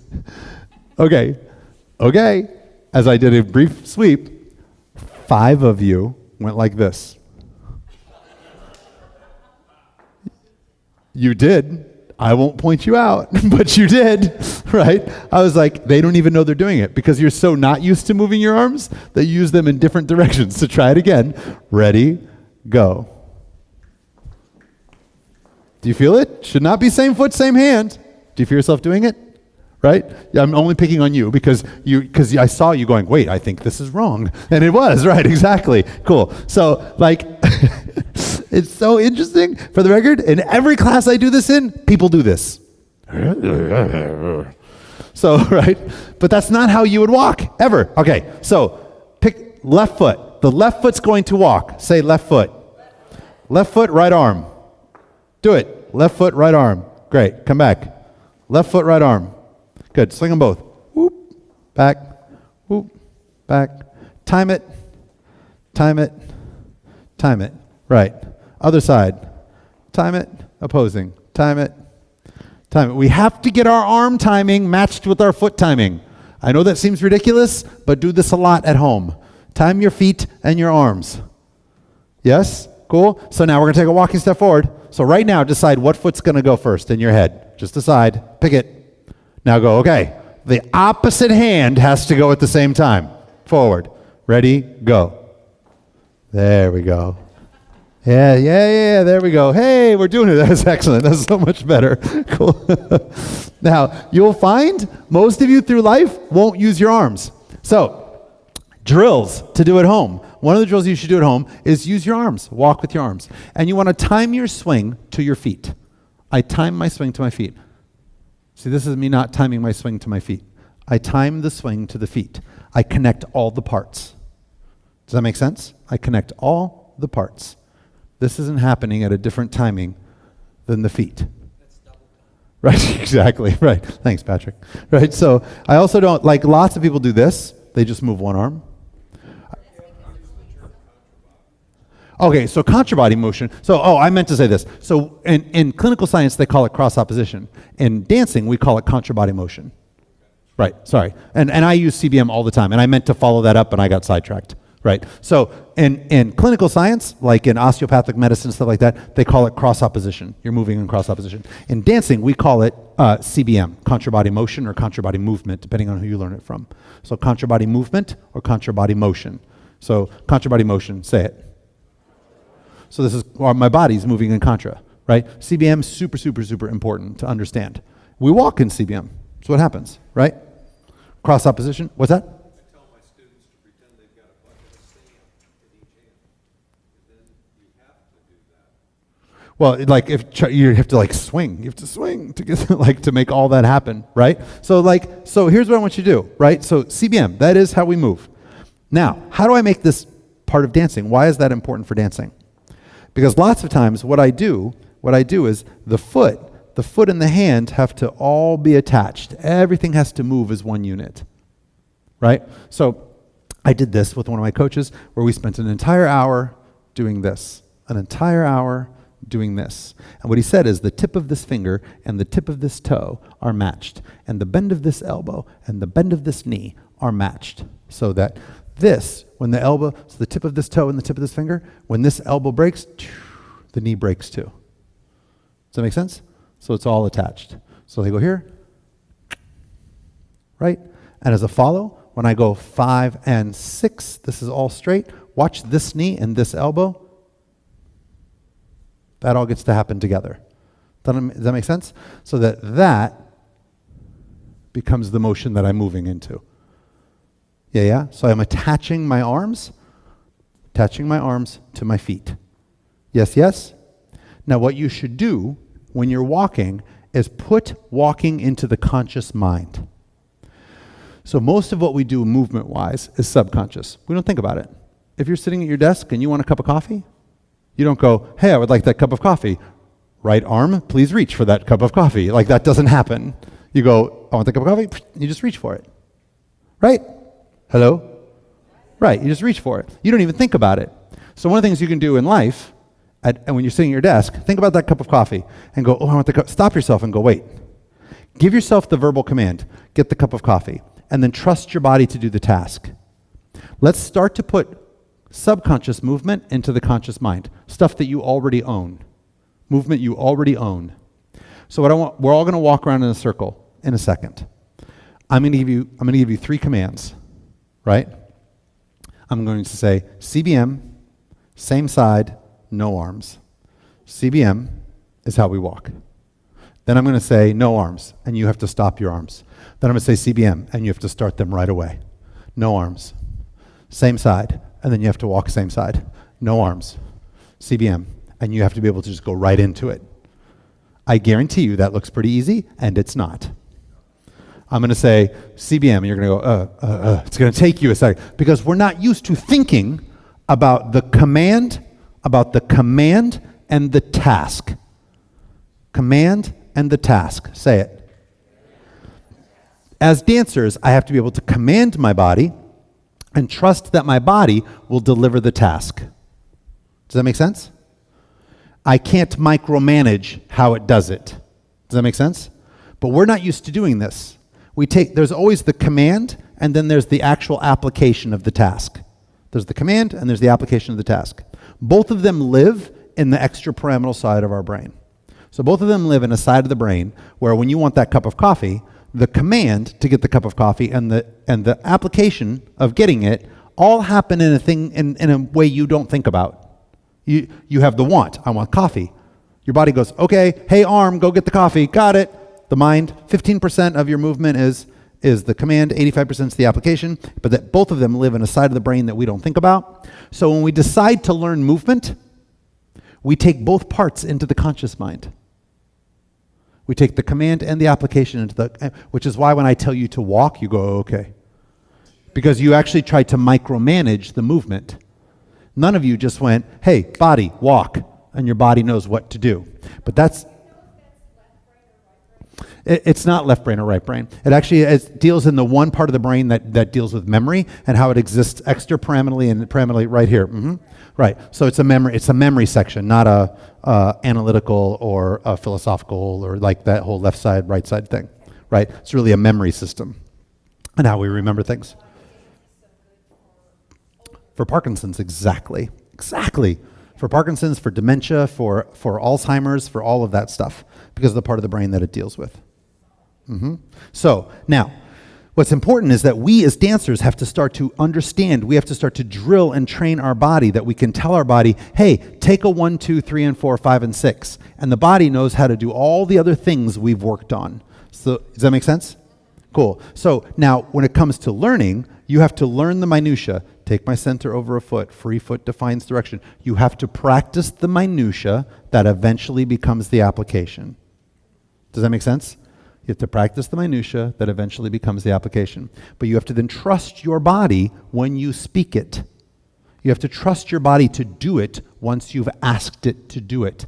So the way to teach yourself to take those two things, the ask and the application of the task, to take and separate them, so that the ask can live in a conscious thought while you trust the application to just happen in the body. Does that make sense? Because we want to take them into two different places. We want them to exist together, which is why kids can learn very, very easily, because their hard drive isn't so filled with stuff. Does that make sense? So they can quickly and easily go through different parts of their brain to learn. The more we have stuff built up on our hard drive, the harder it is for us. And we want to micromanage everything. How many of you were coordinated, ever played a sport? How many of you ever played a sport in your life to any level of school success, let's say, high school, middle school, right? And came to dance thinking you were pretty coordinated. And then you got into dance and you were like, how am I not coordinated? There was a time in my life I was coordinated, and now you feel uncoordinated. Just me? That only happened to me? Right. Right, of course. And you go, what the hell? I used to be an athlete and I can't move my body? Because when you're younger, you trust your instincts. You trust separating them more. As adults, we tend to combine them. Anyways, so we're all going to walk in a circle, and I'm going to teach you, and we're going to try to work on the command, right? So everybody's going to walk. So when I say ready, go, you're going to start in CBM, because that's normal walking. Ready, CBM, go. Walk, walk. Feel your arm swing. You can pass each other. Great. No arms. CBM. Stop. I'm going to keep walking. Look at me. Be honest. How many of you, when I said CBM, struggled at the restart? 2 of you are honest. I'll point out 7 of you, right? Because it was like this. I said stop. I said CBM. There was a. You didn't just go CBM. You didn't just pick right to it. Does that make sense? Some of you did, but actually more than half of you did not. There was a little bit of a right, because you were trying to micromanage the task instead of just tell. Your body knows how to do it. I promise every one of you, your body knows how to do this. I swear to you, your body knows how to do this, right? So let's trust it. CBM, ready, walk. Walk, CBM. No arms. CBM. No arms.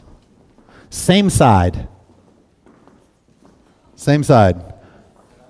No arms. Keep walking. CBM. No arms. Same side. CBM. That's good. That was a hard one, transition. All right, go ahead and stop. That's great. Give yourselves a round of applause. That was awesome. Same side, CBM. Oh, there it is. All right, cool. All right, awesome. So let's just make sure we're out of the way of the camera. So, but for the record, that's a fantastic dance exercise, because you're starting to, as you walk through life, it's a fantastic dance exercise. One of my passions right now is I'm trying to get people into flow. Has anybody ever heard of flow? Right. So there's this book called The Mindful Athlete. Right. So flow, right, is a psychological term. Right. Now, athletes who get into flow, raise your hand if you've ever heard of this. Have you ever heard of flow? Oh, okay. So athletes, only a few of you. Athletes who get into flow actually believe that time can slow down, that they can manipulate time. They believe that. Of course, absolutely. So there's lots of systems and instances where flow is used in regular life, hasn't it, right? But so there was this very famous baseball player named Mark McGwire, and he was a big home run hitter. And he believed, as he got into flow, that he would tell his body, hit the ball. He would tell his body, hey, I need you to hit the ball, as if it's a separate entity. I need you to hit the ball. I'm going to watch the ball and tell you when to swing, but you go ahead and swing. So he didn't micromanage the swing. Does that make sense?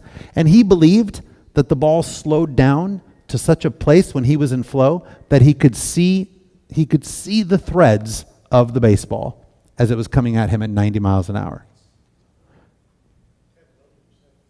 Ted Williams said the same thing.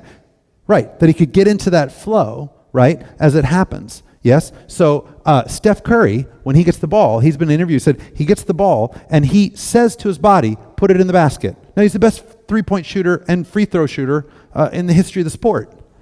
And people say he and this guy Klay Thompson have the two fastest releases. Like they get the ball and it just goes. Because he trusts the command. Hey, put the ball in the basket. He doesn't micromanage, okay, I got to set my feet. And what's interesting is where Steph Curry misses the most is when you see him micromanage the shot. I know probably none of you in here are big basketball fans, but so when Steph Curry gets the ball, if he's wide open and he has a moment to think about it, he misses more.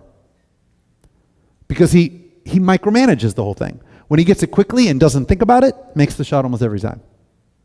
His quick release percentage of making is in the 90s.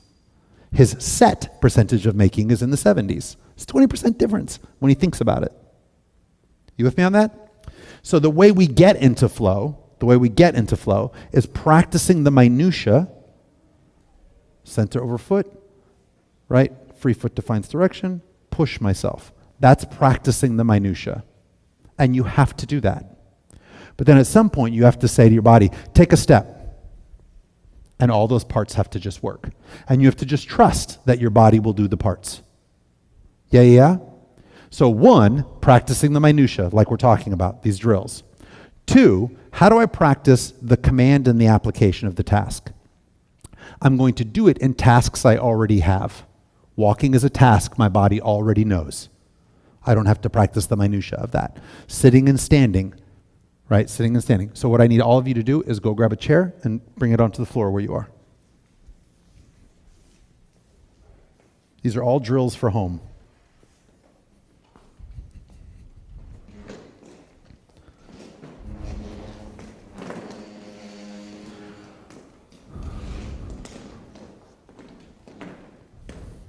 Okay, so, and I'll have you do some insurance in a second. So Pam said this has happened in dancing a lot for her, being in flow, right? And for me too. So I've been dancing, the core competition for what we do is Jack and Jill's. Like we have classic and showcase and strictly swings and pro-ams and stuff. But the thing that is the core to West Coast Swing is Jack and Jill's, right? It is our feeding system, right? It is the thing. Even if you don't compete in Jack and Jill's, it is the thing that makes these events happen. Without Jack and Jill's, West Coast Swing events would not be in existence, right? So Jack and Jill's are interesting because of the amount of multitasking that needs to take place when you're doing Jack and Jill's.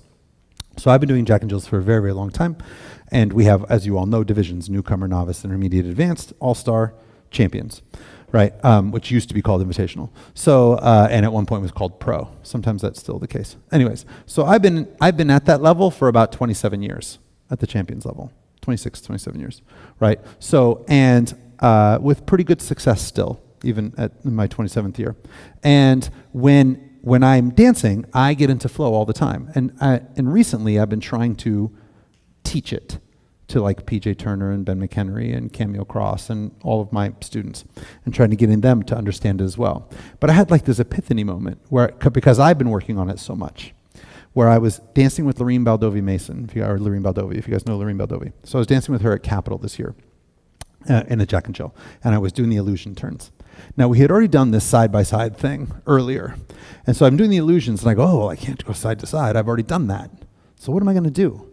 And I swear to you, I felt like I stepped out and I went, okay, so you're doing the illusions. You've already done the side by side. We're dancing to Swanee. What can we do coming out of Swanee? There's got to be something good coming out of Swanee. Like, it's as if I had minutes to figure this out, when really it was just a matter of seconds, because this was only 8 beats, 16 beats, whatever it was.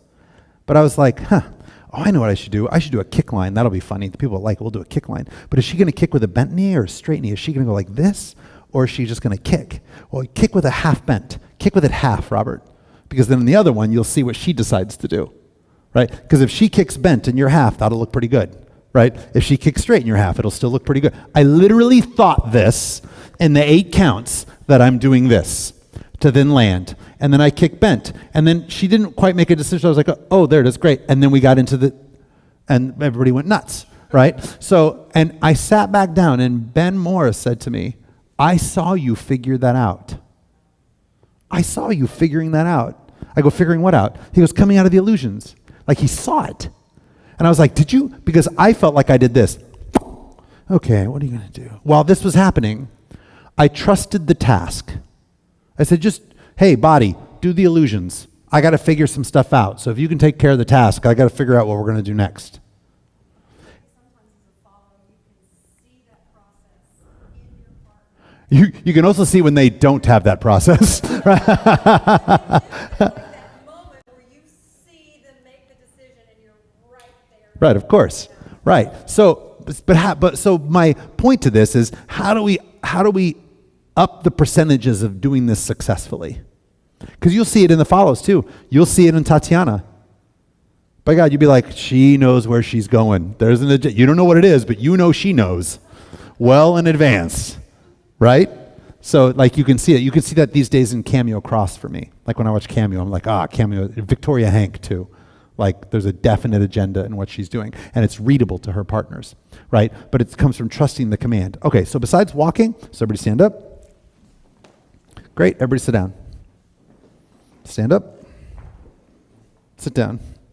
Great. This time when you stand up, I want you to think about your head weight, hip weight counter. I want you to think about where your weight is on the balls of your feet. I want you to think about all of those things. So as you stand, right, as you stand up, I should have grabbed one. As you stand up, I want you to think. I want you to put the thing that you just did without any thought, I want you to give it thought. Does that mean I want you to micromanage it? No. I don't want you to alter it. I want you to go, okay, so my head goes first and my hip goes back. So what is that? Pitch, right? Pitch forward, right? So I'm getting my head weight. What am I trying to establish? I'm trying to establish my head weight over my line of gravity, right? I'm trying to establish that so I can just push. All right, great. And then when I sit down, what do? Pitch, same pitch, right? And when I sit down, do I send my head forward?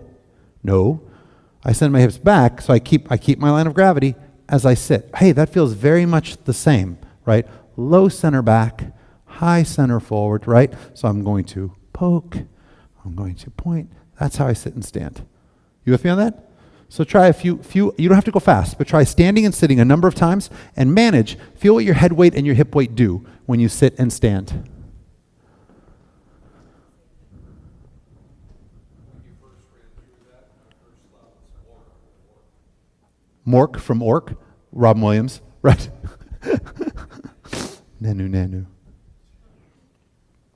You know what's interesting? Have any of you ever heard of Alexander technique? Anybody ever heard of Alexander technique?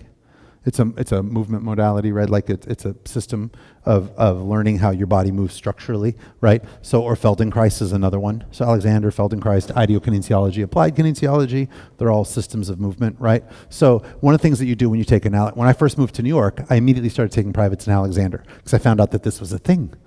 I didn't know what Alexander technique was. I'd gone to chiropractic school for a while. I'd gotten into ideokinesiology and applied kinesiology, so I knew all those things existed in osteopathic medicine. But then I moved to New York, and somebody said, "Oh, I'm an Alexander teacher," and I was like, "What's Alexander?" And then I did research on what Alexander technique was. I was like, and then there's this other thing called Feldenkrais. This is amazing. It's a little like knowing that there's yoga and Pilates and all these different things that help you out. So I immediately took privates in Alexander for like a year, and then I took privates in Feldenkrais for like 6 months, and they all say basically the same thing. They're just called different names. But what was interesting about the very first the very first Alexander technique, private lesson I ever taught. I'm going to use Patrick, so sit up. Scoot your butt back. There you go. Great. For the record, that's a better way to sit. So from here, we're friends. I can tease him. So from here, one of the first things that the Alexander technician did is they take the head, and they say, as you stand, I'm going to carry the head over the feet and then push that up. And as you sit, take your hips back while holding the head up over the feet and take that sit. And they do this, wah, and then this goes back, so that's happening in Alexander, right? Now, because we lots of times tend to sit our head upon our spine, and we kind of like compress down to then stand up. Does that make sense? Which is bad for the back, but that's good. Said Patrick, thanks. But lots of us, when we stand, sit and stand, we tend to actually weight ourselves. That's why we make that noise, right? As opposed to freeing ourselves, right? So if I imagine my head being like the helium balloon, so everybody sit, put your hands like this. You're going to imagine that the head is drawing like a helium balloon. Come back for just a second. Just draw it, just like the head's drawing up. Come back. So I'm stretching the spine. Great. So take it all the way up.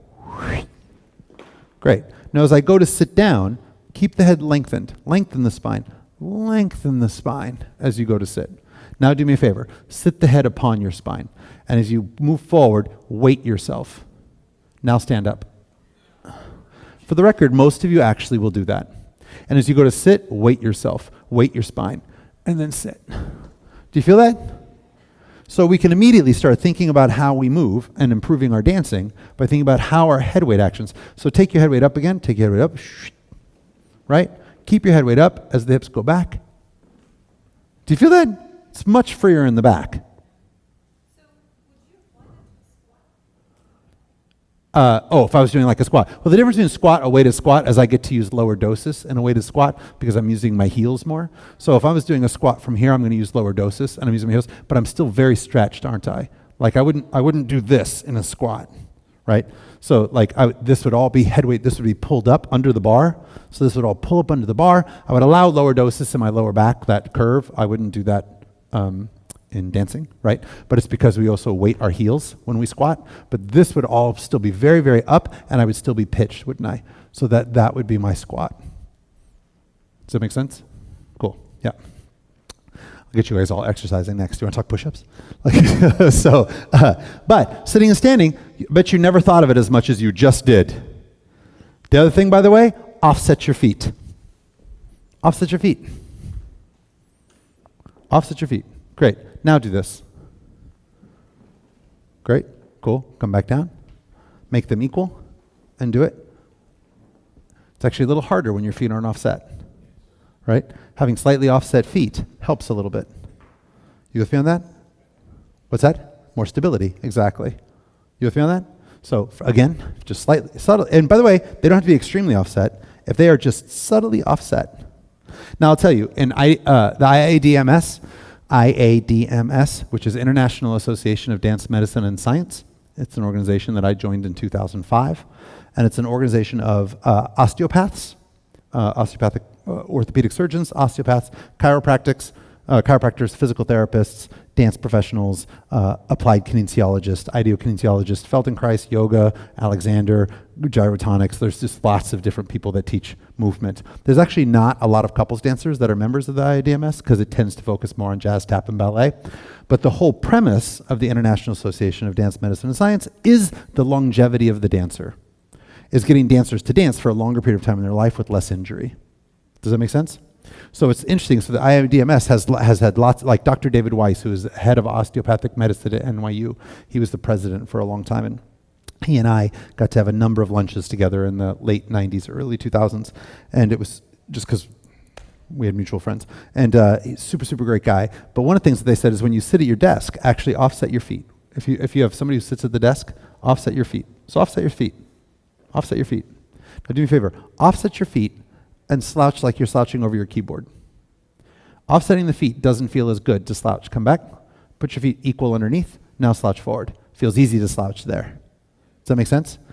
So if you offset your feet, you tend to, in offsetting your feet, keep a slightly longer back. Right, so that if you're doing whatever you're doing there, offsetting your feet instead of doing this or this, which actually gives you space to slouch down underneath it. You with me on that? So but that helps your dance, doesn't it? Because what's one of my 4 P's? Posture, right? Cool. And then if we start thinking about how we stand up relative to pitch. Now, by the way, so you're all sitting, could you stand up? Could you put your head weight and your hip weight over the same part of the foot at the same time? You can't, right? That's impossible. And let's say you don't. Go ahead and stand. Stand the way you're supposed to stand. Now, take your head weight and your hip weight, put both over your heels, and sit from there. You're falling. That's scary, isn't it? What's interesting, though, is that you hear, John, stay standing for a second. You would hear, and I'm guilty of having said this, you will hear dance teachers say, sit into your anchor. Sit into your hips, sit into your anchor. And then follows do this. But this is not how you would sit. None of you would sit this way. If I were to sit into my anchor the way I would sit, this would happen. Because we commence to sit from a lower place. We don't commence to sit from a higher place. But you hear people say, sit back into your anchor. This is not how you sit. This is how you sit. You with me on that? The words are right, but the application's wrong most of the time. Because when I commence to sit, so now do this. Stand up. We're all going to do it as a follow. Put your left foot behind your right in like third foot position. Great. So if you were going to sit down, your hip would go first, wouldn't it? Your hip would go first. So sit down and control that. Great. Now stand up. So imagine if I kept that leg straight, right, and thought about that hip engaging first. There's the sitting action into my left hip that people will talk about. Does that make sense? When you actually go to sit, you break the knee. You would break the knee to go to sit. But the hip goes first, right? You wouldn't in third foot position. I want you to sit down now, but take your shoulders first. That's a scary thing, isn't it? Cool? The other thing is, imagine, now this is a hard thing to imagine now because we're already here, but imagine I put a chair behind you. If I put a chair behind you and I blindfolded you and you did not get to see the chair, right? You did not get to see the chair. So I blindfold you and you don't get to see the chair and you don't know where the chair is. Does that make sense? And then I said to you, sit down. You'll sit with lots of tension, won't you? Because you don't know where the chair is. If you can see the chair, you sit with much more relaxation. Does that make sense? Yes? Because why? Well, but if you see the chair, yeah, you don't want to fall, right? But if you see the chair, what does your body know? The body knows the target. You with me on this? The body has some place to go. My body has some place to go. And it knows where it's going. Does that make sense? If I blindfold you and put a chair behind you that you couldn't see and told you to sit, the body doesn't know. It knows there's going to be something there, but it doesn't know when. Does that make sense? Which is one of the problems with stand up. Walk forward off your chair a little bit, or to the side of your chair. It's one of the problems with follows like on count 4 and 5 in their anchor, leaders on count 1. Moving my body off of a foot before I have prepared the back step means that my head has nowhere to go. So if you put your weight on your right foot and point your left foot in front of you. Great. What I want you to think about is having your hip weight over the heel of your right foot. Your head weight is over the ball. You with me on this? So from here, if my head weight passes the arch of this foot, before this foot has cleared backwards, I'm now falling. You're falling. You're sustaining it with tension in the body, but you're falling. Come back. Before my head weight clears the arch of this foot must tell the body it has somewhere to go. So watch. Before my head clears the arch, this foot tells my body, you have somewhere to go. And then the step is relaxed because the body has somewhere to go. It knows where the chair is. The body has to know where the chair is, which is one of the things that follows. Go 1, 2, 3, and 4. Then they follow it up with 5 and 6. Fall, fall, fall. Instead of 1, 2, 3, and before my head clears, my head has not cleared this arch yet, and the body has somewhere to go. 4, the head does not clear this arch, the body has somewhere to go. 5 and 6, and now I'm controlled. And I don't change pitch. But I cannot change pitch and still fall. Does that make sense?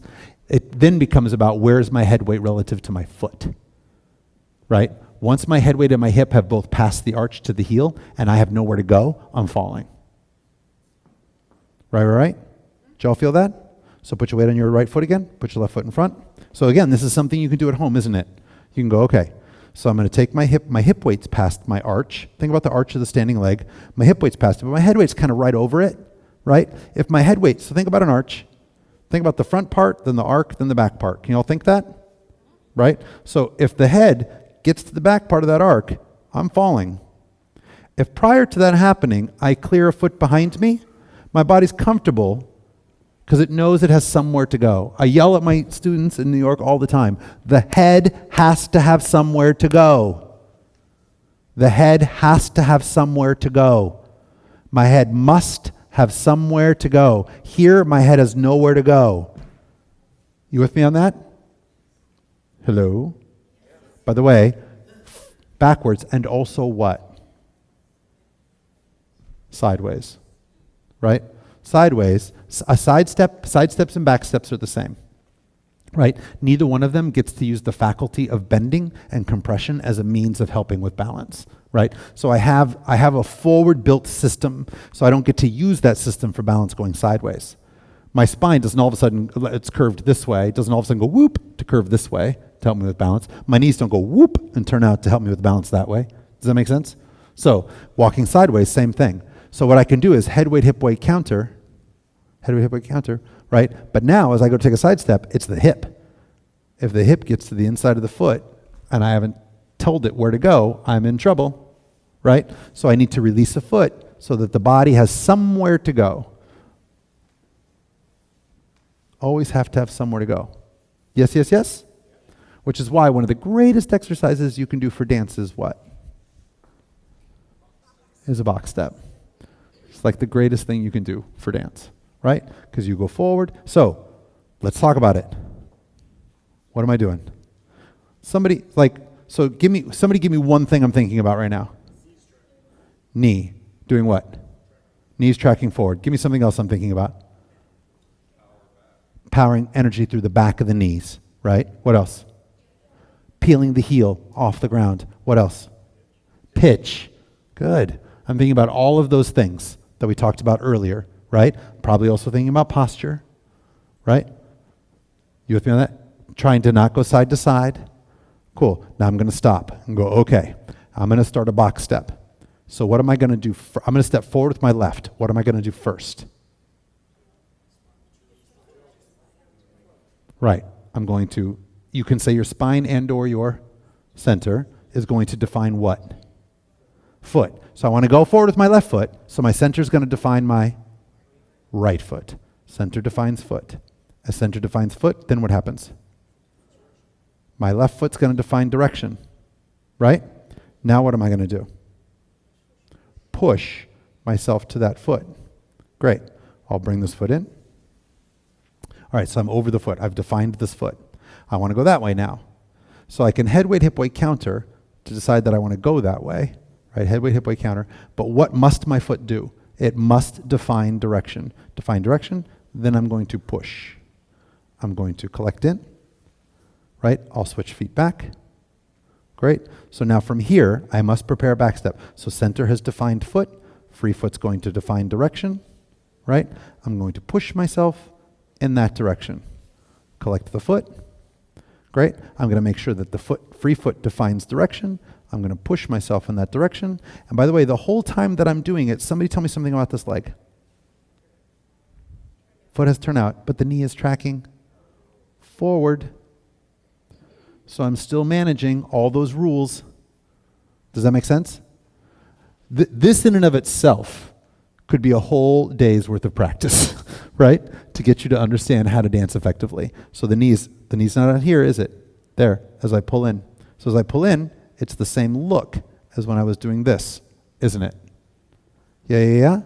So you can do that over and over and over. All right, so you're all going to walk a box, and I'm not going to say it out loud. And to yourself, because like you would do it at home, I want you to go through some steps. So some of you might go right into the box. Some of you might want to live here for a few minutes, right? But I want to watch. I'm going to kind of watch as a number of you as you go through your own process to walk through a box. Try it on your own.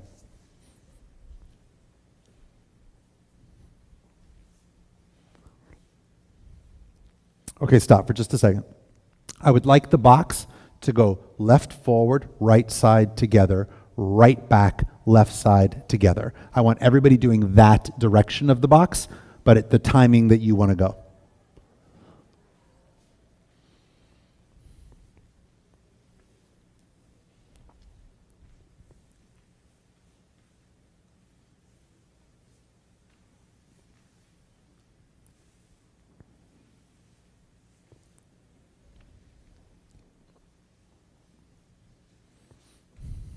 Okay, a couple of things I would never do. Check this out. Right? Very good. Most of you very good. First of all, everybody is allowed. Go like this. Go like this. That's called breathing. You're allowed to do it while going through this box. Right? Cool. The other thing is, as I go through this box, so watch. I do all this. I like lots of times my hands kind of like, I imagine my hands stretching and pulling the muscles that are internal. And you see that a lot with professional dancers, is that their hands move as a means of managing what's going on internally, right? Right? So, or they'll put them lots of times in front of themselves to kind of center themselves. One of the things you won't see us do while we're going through the box, none of that. No hands in the pockets, right? So it can be kind of like in a pseudo first position if you want. Some of you are like this. Some of you are doing this, which is fine. Some of you are going through the motion like this, fine. You can keep your hands to your side, and you can use the arms, right, to make sure that as you're stepping that you're using the arms properly. Does that make sense? So you can do that too. But what I don't want is any of this. The other thing, right, that I want to add to any back step or side step. When I step backwards and I strike, if my head and my foot strike prior in the same place, strike prior to me straightening my knee, I will struggle ever finishing a knee. What the hell did Robert just say? Put your weight on your left foot. Bend the right. You're going to step backwards, right? Make sure your chair's not in your way. You're going to step backwards. As I want to strike the foot backwards. Strike. Now, without doing anything with the knee, so you've struck, take the head to the strike point. Great. Straight. You're now falling again, aren't you? Right? Now, try to straighten the knee. That feels weird to straighten the knee. Right? Go back to your left. Strike. Prior to head leaving foot, commence. Commence means start. It doesn't mean finish. Commence to straighten the knee. If I commence to straighten the knee as I move back, I'll be much more balanced. Does that make sense? So at strike, you can strike bent, but I must commence to straighten before the head travels. You with me on this? So if I commit too much, if I commit head and foot too much to the bend, the straighten is weird. You with me on this? So I want to strike, commence to bend, to straighten, and then finish. Now, lots of times, so in mine and Brandy's intensive, we used to say there's two parts to every step. This is what we used to say, right? I now say it a little different, but we used to say 2 parts to every step. What are they? Strike and weight transfer. So there's strike, and then there's weight transfer. But actually there's 3. It's one of my rules of 3. There's strike, action, transfer. Say it. Say it again.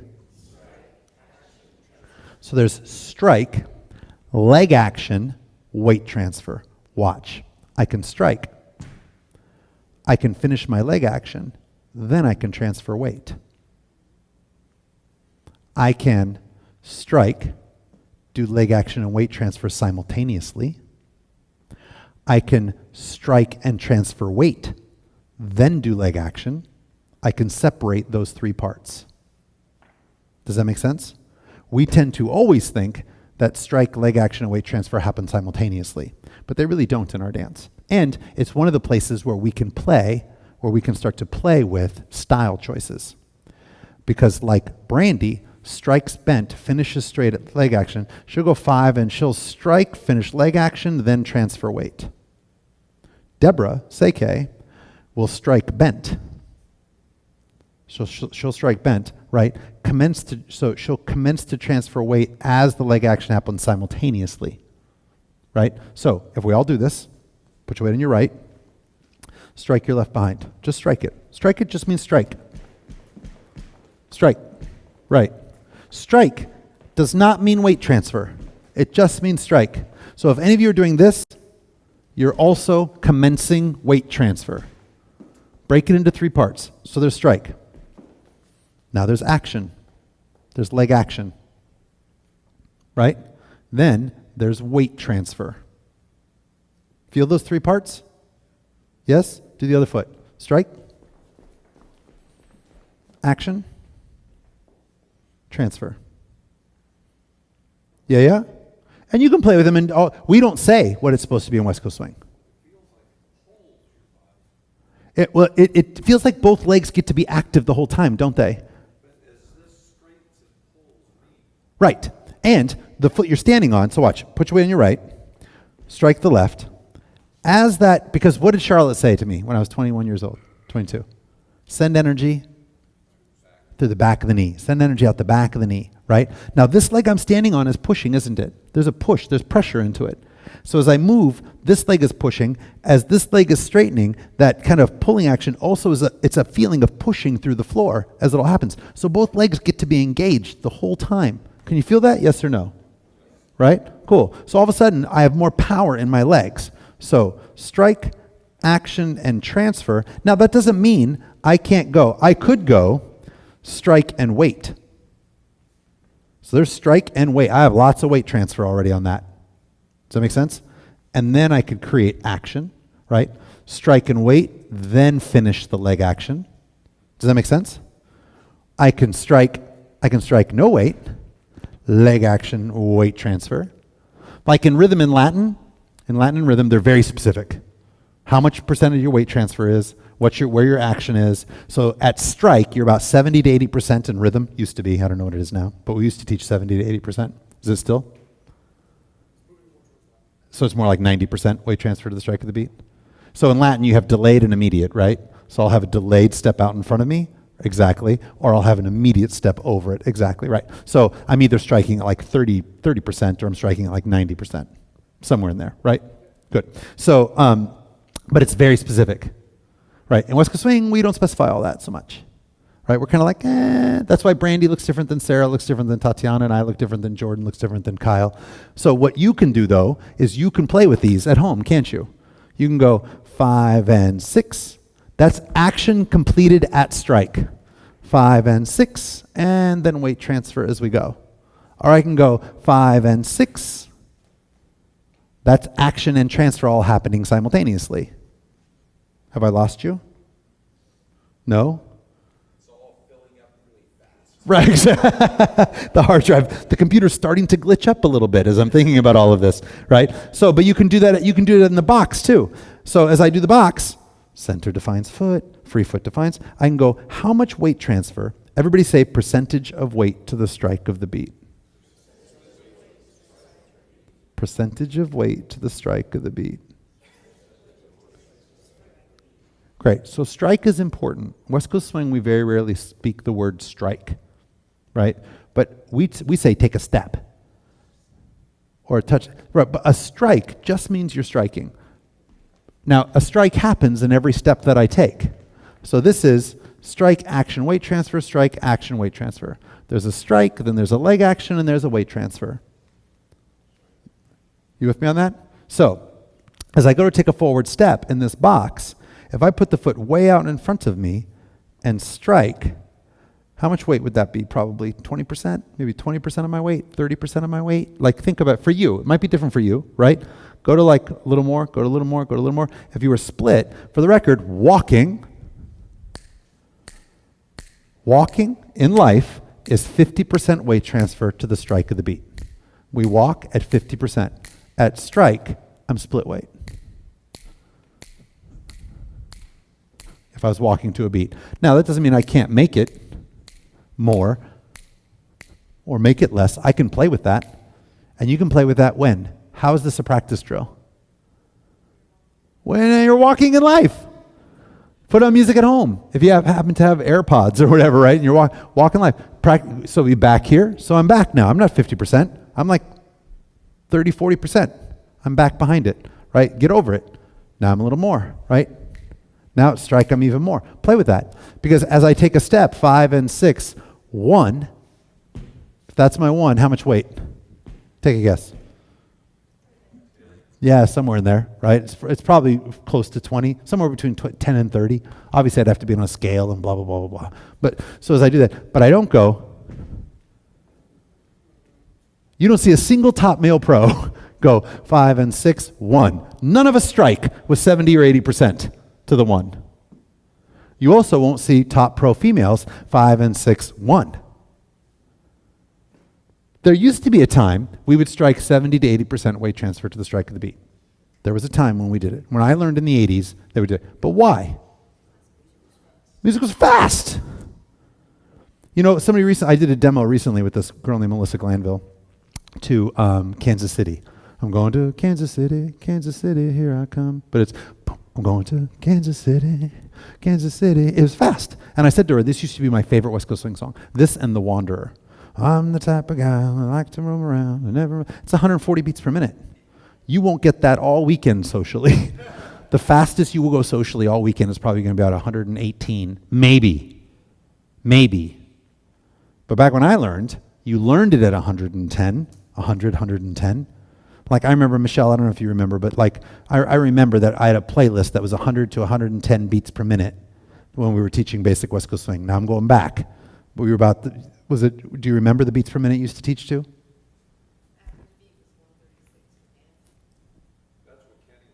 Right, average beat was 136 for social dancing back in the day. You will not get 136 today. I love that speed, by the way. But when you're going that fast, red beans cooking. I got my red beans cooking, right? So so you have to strike at 70 or 80% at that speed, right? So boom, follows head, 5 and 6, 1. By God, yes, you had to be over that foot, right? But now we dance it really right around 90, maybe 80, mid-80s to about 105 is really what you're getting, 106, right? Somewhere in there. So that's about what you're getting, somewhere in that range. So you have all kinds of time to manipulate weight transfer. Yeah? So most of the top follows now strike somewhere between 30 and 40 on 1. 30 and 40 on 1. 2 is really varied. Some 2s are very aggressive, and some follows. Some 2s are still delayed, right? But you can practice this in your box. So up. What am I going to do first? I'm just going to do the box. What am I going to do first?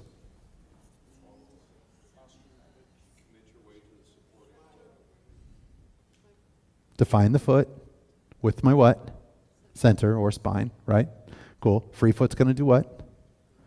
Define direction. Great. But now I'm going to think about, as I move, I'm going to think about my percentage of weight. So let's all walk forward. Let's take the forward step at 30. Ready, go.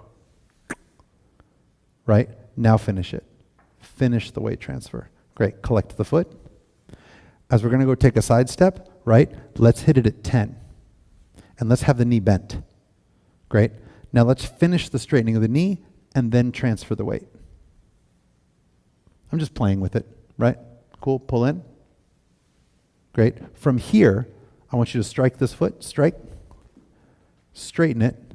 Did I say transfer weight? Strike, straighten it, transfer weight onto it. See, those can be different. Does that make sense? Cool, go back to the right. Strike, transfer weight and straighten it at the same time. I can do that. You with me on this? Go back to it. Strike with a bent knee and take your head weight to it. Now straighten it. I can do that too. You with me on this? Cool. Reach the foot back. Cool. So my center's defined the foot, right? Foot's defined from here. Now I will tell you this. When you strike this foot on the back step, more times than not, you should not take your head without commencing to straighten the knee. So if you strike that foot bent, if you strike it back straight, that's one thing. But if you strike it bent, it needs to start to straighten. The action should commence prior to the finishing of the weight transfer. Do you feel that? Because now you're balanced, aren't you? Right? Collect the foot in. Go. On the side step, let's strike the side step to 80%. Ready, go. 80%. Now finish it. Pull that foot in. Great. Awesome. Right? Now take this final step, the final step in place, right? And play with it yourself. Just take the step. Anybody want to tell me what they did in the final step? What was the order of your three? Well, strike's always first, but you straightened then shifted. You did them together. You struck and then did them together. Right? It's fun. Just go like. Right. So, and actually, I'm not even doing it like you have to do it that way or not. I actually want you to own the Legos. Does that make sense? Because it is absolutely what Jordan does. Jordan strikes and transfer and leg action happen simultaneously, right? So you can do that, absolutely, or not. My point is in West Coast Swing, we don't tell you, but what you need to practice is the minutia, right? And then see which one feels best to you. Yeah? Cool. How we doing? Are you guys brain dead yet?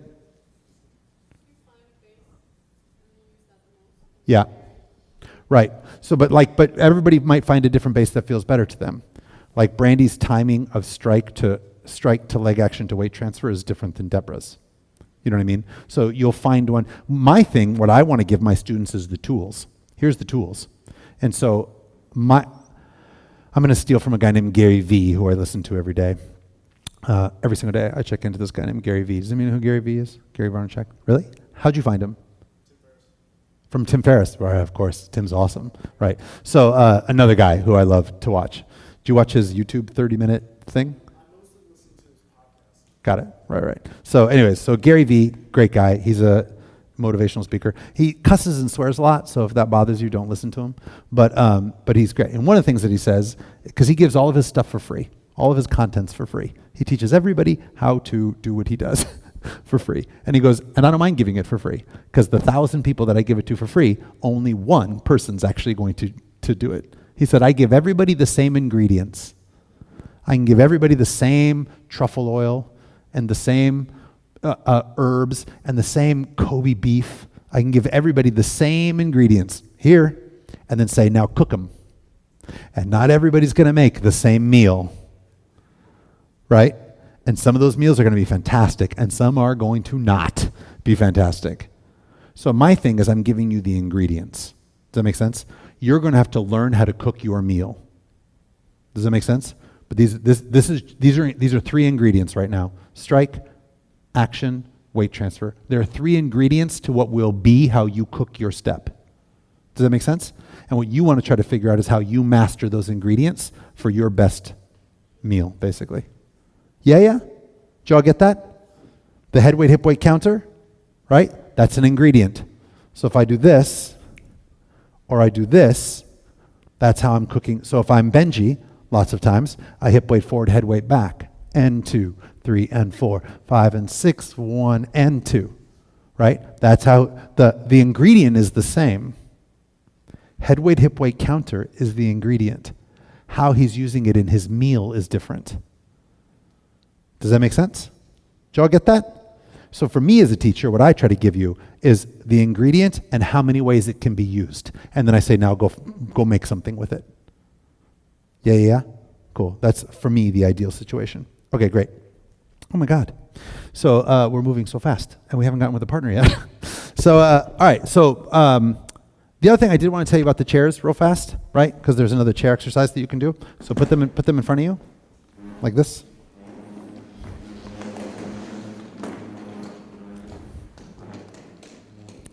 So now, if the chair feels really heavy for you or whatever, please nobody injure their back. Don't do this if it doesn't. All I'm going to do is this. So don't hit anybody in front of you, but that's all I'm going to do. But if you feel like that's going to hurt your back, don't do it, okay? So, and if you need to like base yourself a little bit more over the chair to that, you can do that as well. Cool?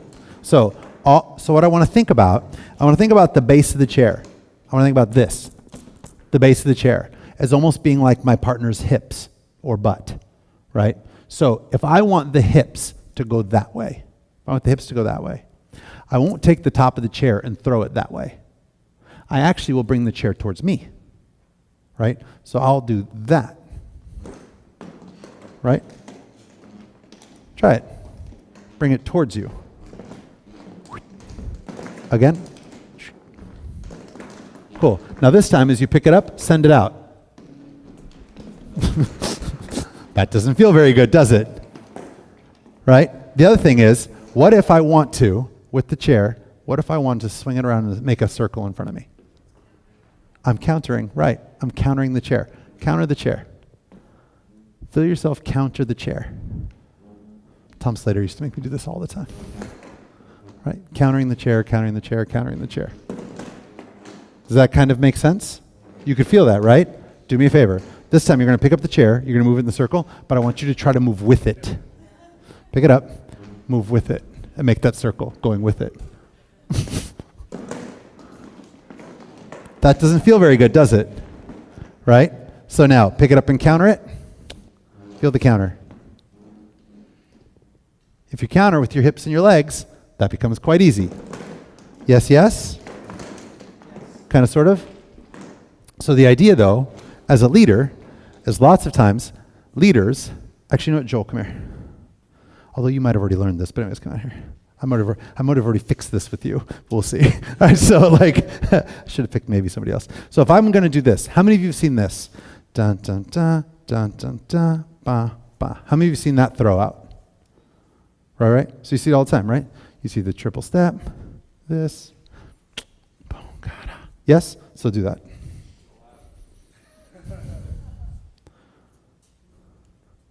So what do you do different? Do it again. Watch.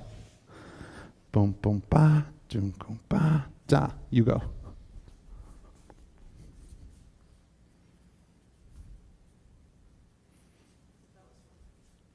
Now, that feels different, what he's doing. So what Joel's doing right now is he's pulling and pushing Maria back and forth. So he's going, dun, dun, dun, and he's pulling and pushing her, like throwing the chair that way. Instead of the idea, and hang on, don't go anywhere yet, instead of the idea that the hand here actually creates a counter up to give space for the hips to swing underneath. So I think about this going up to create the hip swinging underneath, not pushing back. Where then in that instance, Maria didn't get the same role because she didn't have the space for her hips.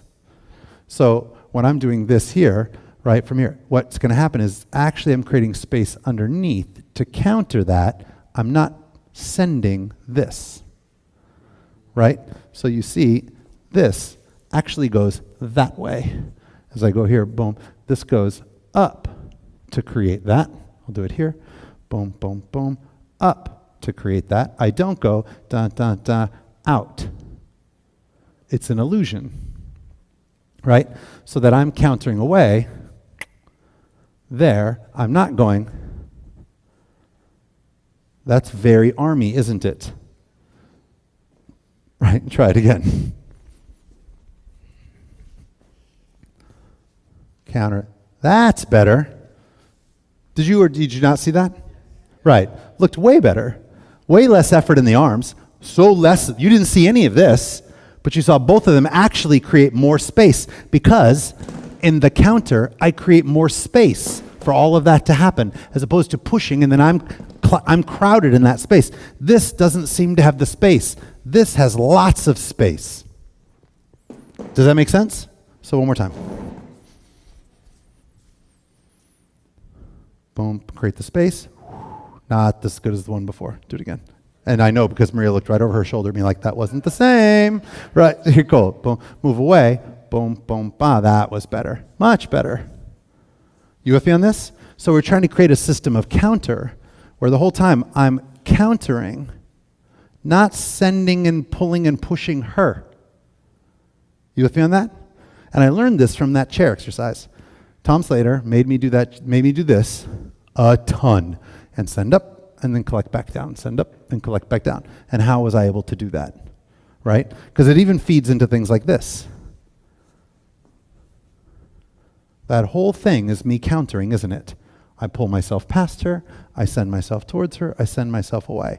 That's way different than this, which is me pulling and pushing her, as opposed to countering the system. Yeah? So do that slingshot to the tuck.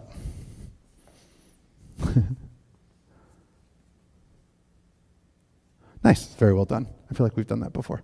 Yeah, we have, right? one more time though, right? So you'll watch Joel will pull himself, he pulls himself past the system. So he counters the system. He pulls himself past, he pulls himself towards, sends himself away, and then he'll float only as necessary for the system. Did I just lose you? When I say the system, I mean this. Yeah? So what he just did there is he pulled himself past, he pulled himself toward. Now he started to send himself away. As Maria moved, he went, I should float just a little bit because her arms are short. And so he only moved towards her because the system at the end kind of required a little bit of float. But he didn't pull her past him, pull her towards him, send her away from him. Yeah? Cool, give them both a round of applause. That's great. Awesome. Okay, so get rid of the chairs.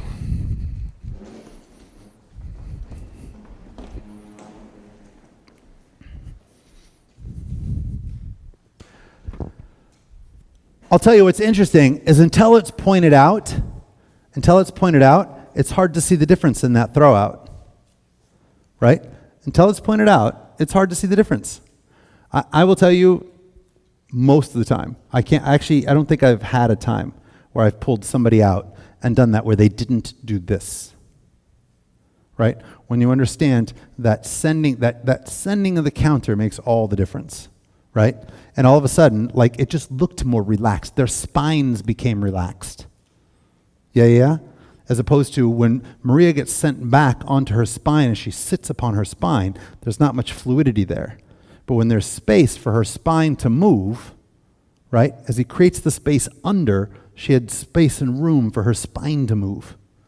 Right? So I said there's 3 bands. Yes? There's also 3 ways we use a spine. We stretch a spine, we wave a spine, and we twist a spine. Aiden. Okay. So the idea here, how you doing, man? How's things? I always just get the tall guys to lead me. Right, so up. There we go, great. So from here, this is me stretching my spine.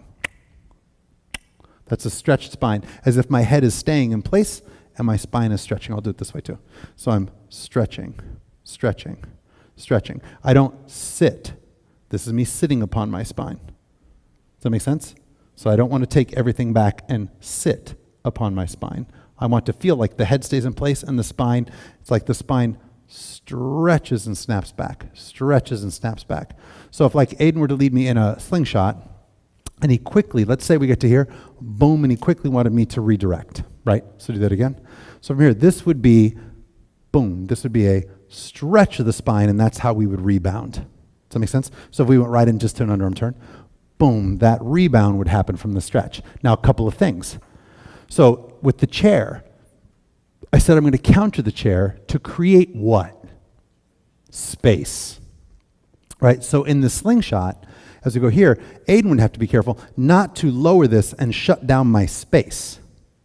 So this creates space for me to bounce the spine underneath. And we're countering each other.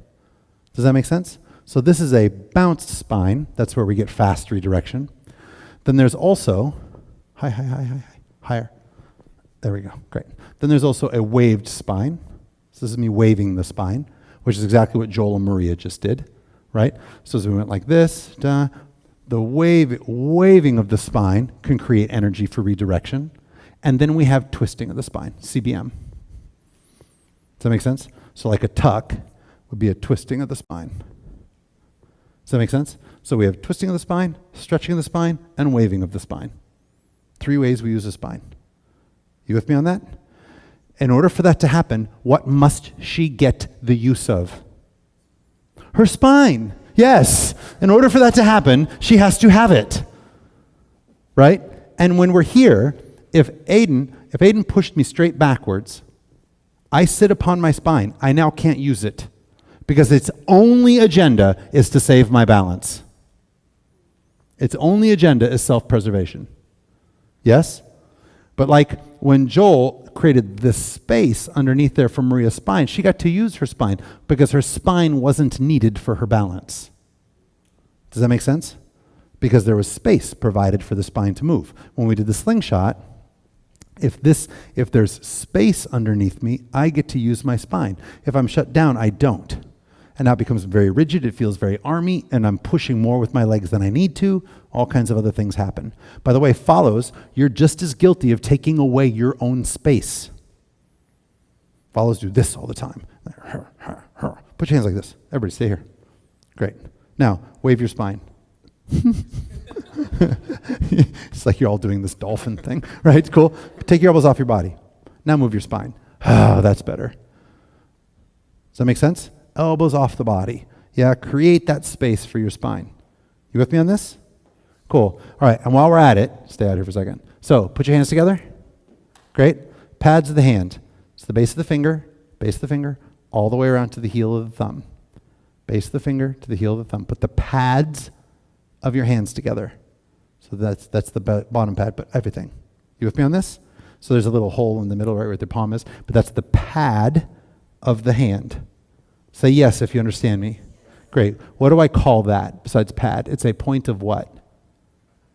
Point of contact or point of balance, right? So you have 10 points of balance in the body. 2, 1, 2, right? 4 is your shoulder. That's what I want to see out here. So from here. So it's the entire shoulder girdle. It's all of this. It's the whole shoulder girdle. You with me on this? It's the outer part of the scapula. So the outer part of the scapula, the V that happens here, there's a V between the deltoid and the scapula. There's a V there, right? So it's this entire joint. Yes? So 2, 4, 6 is your hips. If I do it, you do it. 6 is your hips.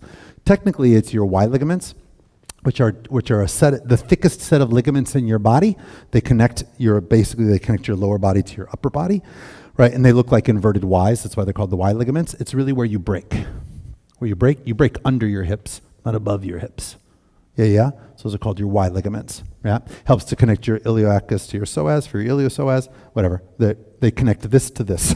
All right. So that's 2, 4, 6, 8 is your knees. 8 is your knees. And 10 is the balls of your feet. 10 is the balls of your feet. Great. So what's this? This is a part of the what? It's a point of contact or a point of balance, right? Where am I? Point of balance, right? Where am I now? Nowhere. Nowhere. Does that make sense? So this, right, connects to that. There we go. Now I have my spine. When he connects, now lots of dance teachers will tell you to cup the bottom of the shoulder blade, right? Because it's an easy target, but it's a bad one. I don't want the bottom of the shoulder blade because the bottom of the shoulder blade pulls the thoracic area of my spine in, right? So follows will have a hard time combating that because I really have to like push against that. Up here, what did he give me? Starts with an S, sounds like, right. I was going to say pace, space, right? So he's giving me space as opposed to being down low. Even if this elbow's up high, right? If he's down low, I don't have the space for the spine. You with me on that? So I want to make sure that I'm on my 10 points of balance. Kind of, sort of, maybe. Now, that's not to say that my hand never floats and moves to other spots, but that's my home base. You with me on that? Everything I'm talking about is just, these are all good home bases. This is a good home base. Does that mean this is a good home base? Does that mean you're never going to see me do this? Of course you'll see me do that. Does that make sense? Will you see me do this? Of course you'll see me do that. This is Bob Fosse. This is ballet. Well, this is ballet, right? Neither one right or wrong. It's about how you use them and when you use them that makes them right or wrong. Does that make sense? So, but there's a couple of things that we know. Okay, so what are some rules? Stretch the spine, wave the spine, twist the spine. She has to have room for the spine. That makes sense, right? Hello? Great, cool. All right, so great. Thanks, man. Give Keith a round of applause. All right, Aiden. Aiden, Keith, whatever. He's got so many names. All right, so, all right, so get with a partner. Let's make a couple of lines. Let's make one line over here of leaders and followers like this, and another line over there. Space that. By the way, there's less people over here, but space this out down this way a little bit.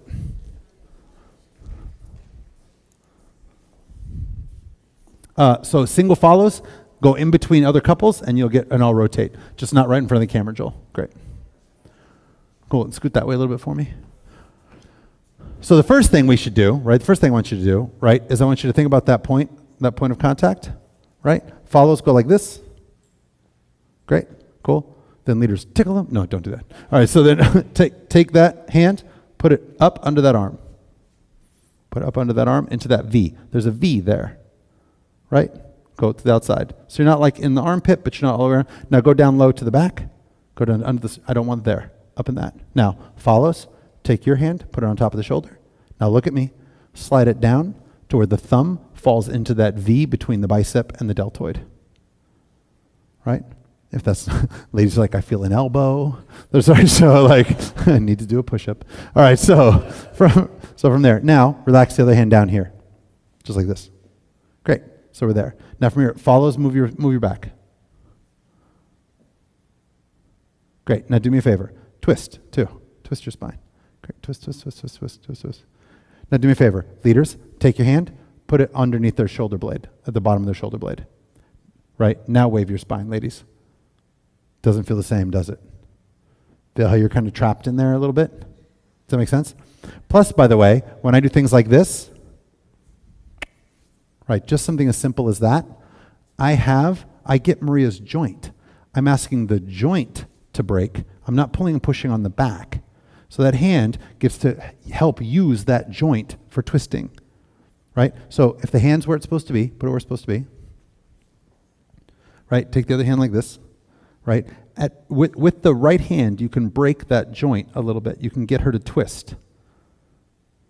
Feel how you're asking her to twist within herself, right? Put the hand on the base of at the base of the scapula, the shoulder blade. Put it down low. Now ask her to do that same twist. It takes more arm to get her to do the same thing. You actually start to almost feel like you're pulling her body in towards you. Do you feel the difference in that? Hello? Yeah, it makes a huge difference.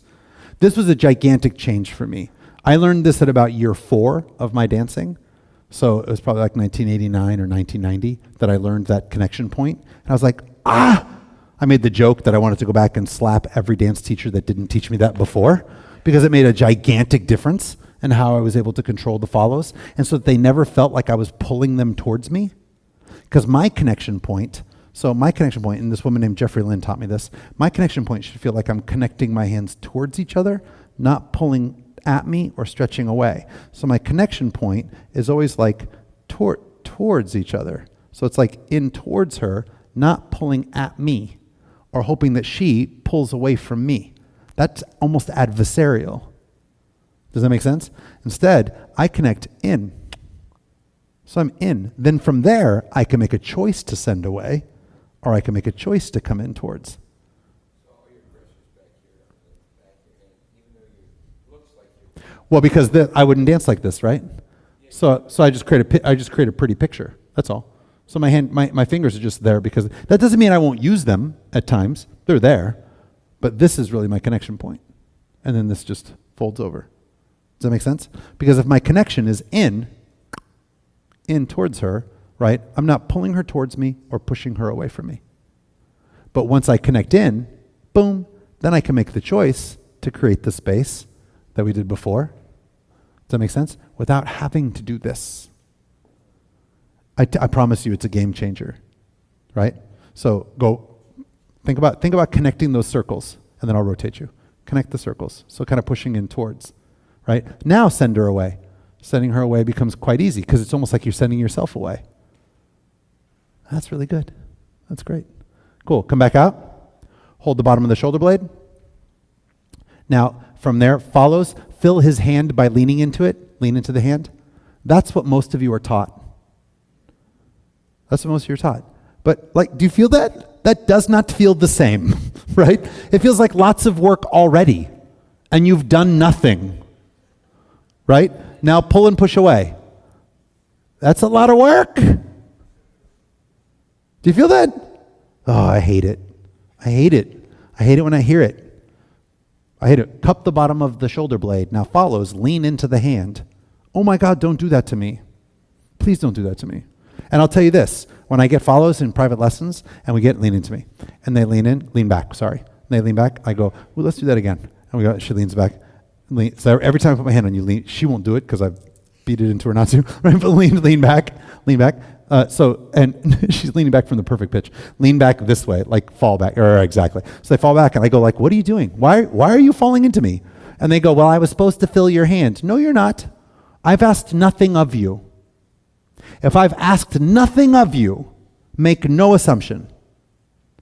When I go like this, I go here, contact.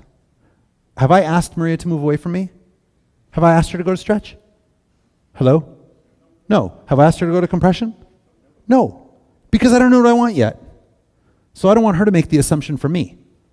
I don't want her to fall into this connection because she assumes it's stretch. How many of you watch the pros dance Jack and Jills ever in your life? Do we do this? Do we start like this? No. If we do start enclosed, how do we start? Towards. We start in towards each other. If we start enclosed, we start towards each other, not away. By God, we'll teach you a way for no apparent reason. Hey, you all do the thing we will never do.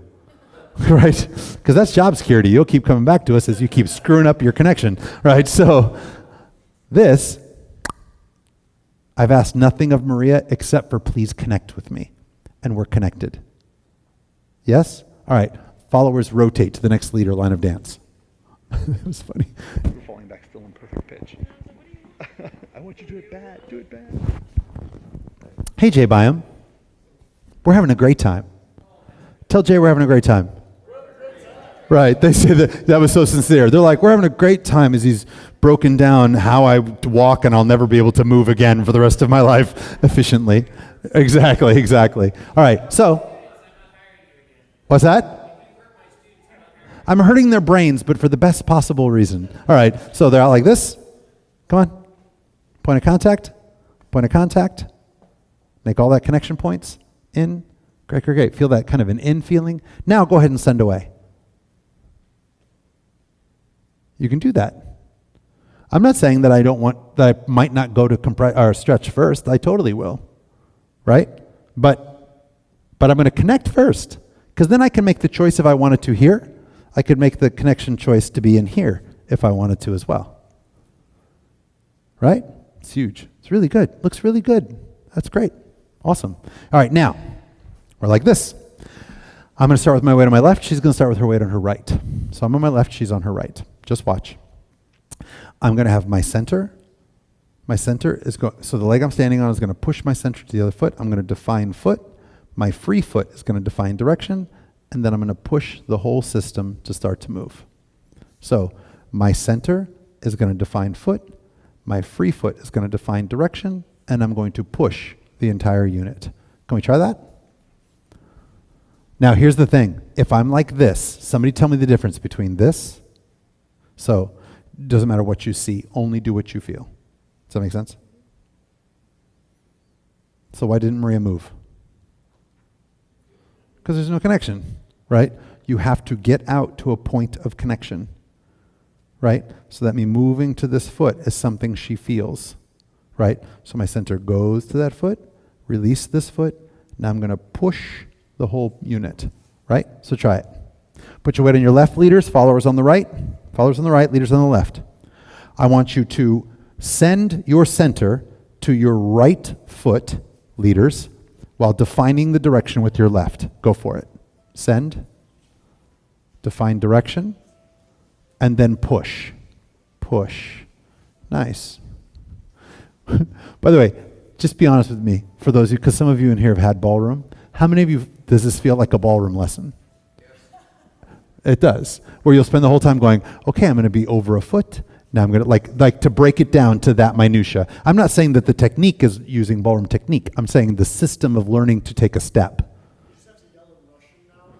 Yell in Russian, that'd be perfect. Exactly, right? So my Russian coach, his name is Igor Suvorov, Igor and Irina Suvorov. So Igor Suvorov, and especially Irina too, like they wouldn't yell. I would do something wrong. Like I would take Irina's hand, like so it'd be like this. So I would take Irina's hand and I would take it wrong, and she'd go, and I would take it wrong, and she'd stop and come back and back up like, frickin' do it right. And I'd be like, ah. And every time I walked up to her, I was more terrified. Like, oh God. All right, that's true though. All right, so try it again. I'm still scarred. So my weight's on my left, her weight's on her right. There should be connection already, right? Move the center to the foot. Free foot defines direction. Now push, push. That's the idea. Now do me a favor. Do me a favor. Put your weight on your right foot, leaders, followers on the left. Put your weight on your right. Put your left foot in front of you a little bit, leaders. Left foot in front.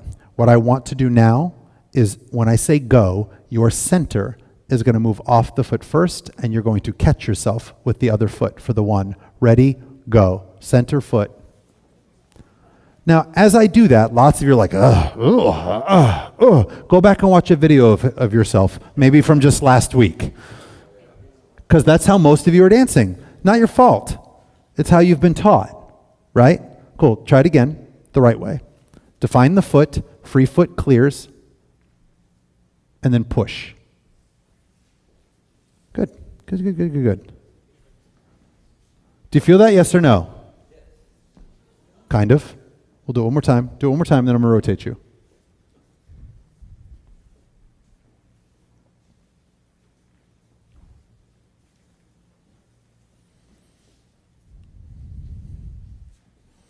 Nice, nice, nice, nice. Cool. Rotate, rotate, rotate, rotate, rotate. All right, so follows. Here's what I want you to do too.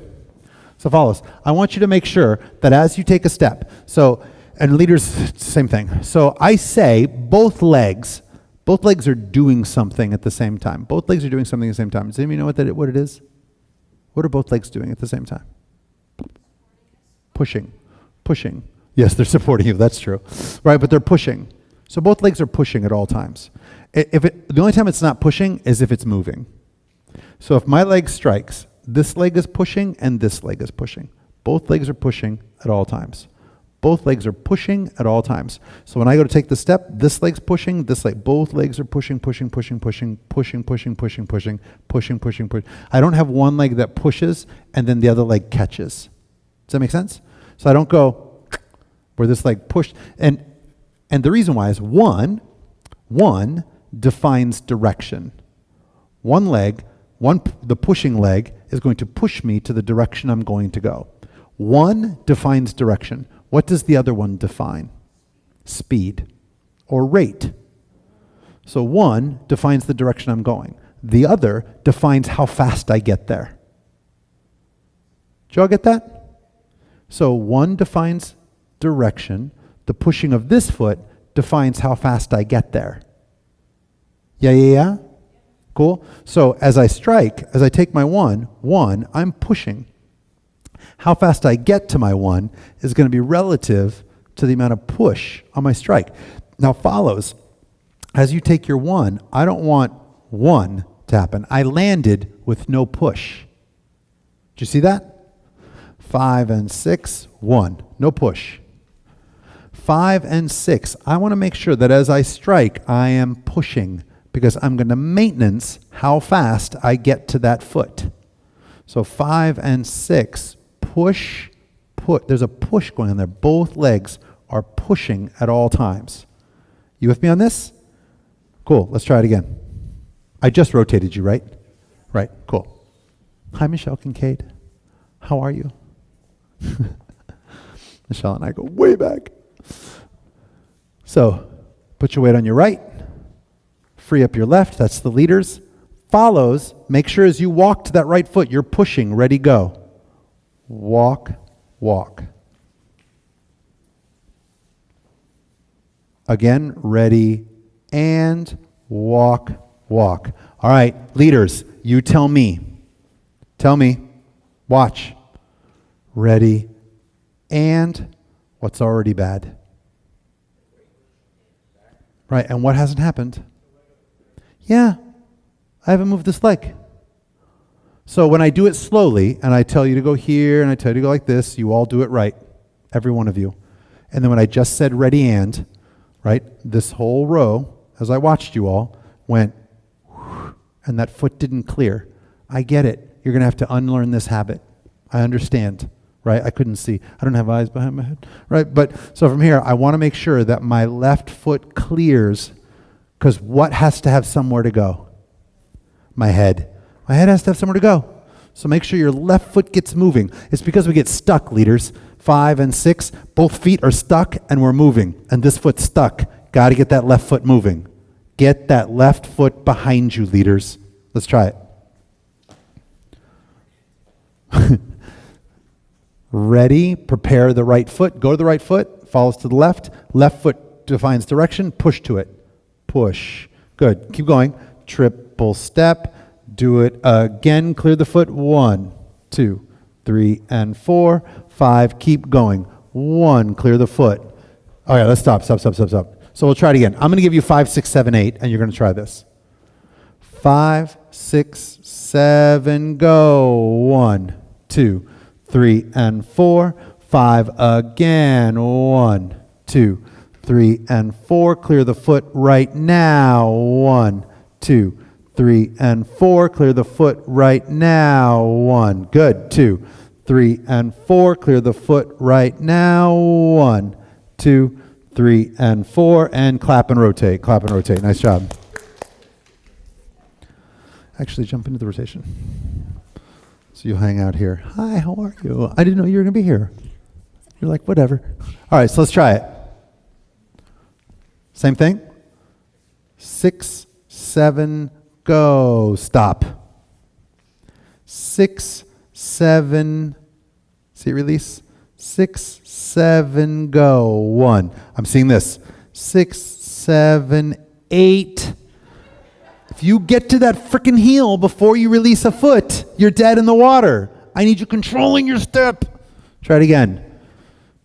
6, 7, 8, 1, 2, 3, and 4, 5, and free it up. 1, yes, 2, 3, and 4. Free the foot. 1, 2, 3, and 4. 5, and again. 1, 2, 3, and 4, and stop right there. Now, what's interesting about this, leaders, and I'm going to talk about followers in a second. So as I go from here, it doesn't have to be all the way back there. It just has to be behind. I call it, so like lots of times you'll see Jordan do his whole like slide slap thing, and he just clears it. He just clears it. That's all he needs, and then he takes the step. It doesn't have to be, Benji's way back here, right? Cool. Jordan's just right here. It's just behind. It's just already there, so that the head knows that it has somewhere to go. Does that make sense? So right now, lots of you, I'm saying clear it, and you're sticking it way back there, which is fine for now, right? But for some of you, that might be too big of a step. That might be too much of an action. Does that make sense? So Sean McKeever sweeps it and then takes the step, right? So however you want to do that, but it can be just a little bit too. It just has to be behind you. It can't be in front of you once your head has already moved. Yes, yes? Rotate again. Rotate again. So you'll end up in the middle there without a partner for now. Now follows. I'm going to give you a little something to think about. So this is a Brandyism, because I love her. It's a Brandyism. Brandy says, when we talk about anchors, let's say that the man or the leader is the anchor, the follower is the boat. So we talk about anchors, and we always talk about it relative to the follows. We always say to the follows, like you'll hear things like anchor in place, right? Or we talk about the follower's anchor. But if we actually think about the word anchor in and of itself, let's think of the anchor being the leader, right? And the follower being the boat. Because the anchor hits the bottom of the ocean, and what does the boat continue to do? Move until what? Till there's nowhere else to go. Till the rope or the chain, depending on what kind of an anchor, what it's anchored to, has nowhere else to go. So when I'm here, if I'm doing a sugar push, and let's say this is my 4, and John stays there, as I go 4, I'm the boat. So I'm going to move until I'm the boat. I'm going to move until there's no space else to go, right? What happens is, leave me in a sugar push. So we're seeing 1, 2, I'm seeing 3 and 4, and then we're both anchoring in place. Does that make sense? But there was still space for me to go. I'm going to fill the space. Now, if I take a really big 4, do it again. If I go 1, 2, and I take a really big 4, there's not much place for me to, my anchor is going to be in place because I've filled up all the space on 4. You with me? So like if you're Brandy, lots of times, Brandy takes a really dominant 4.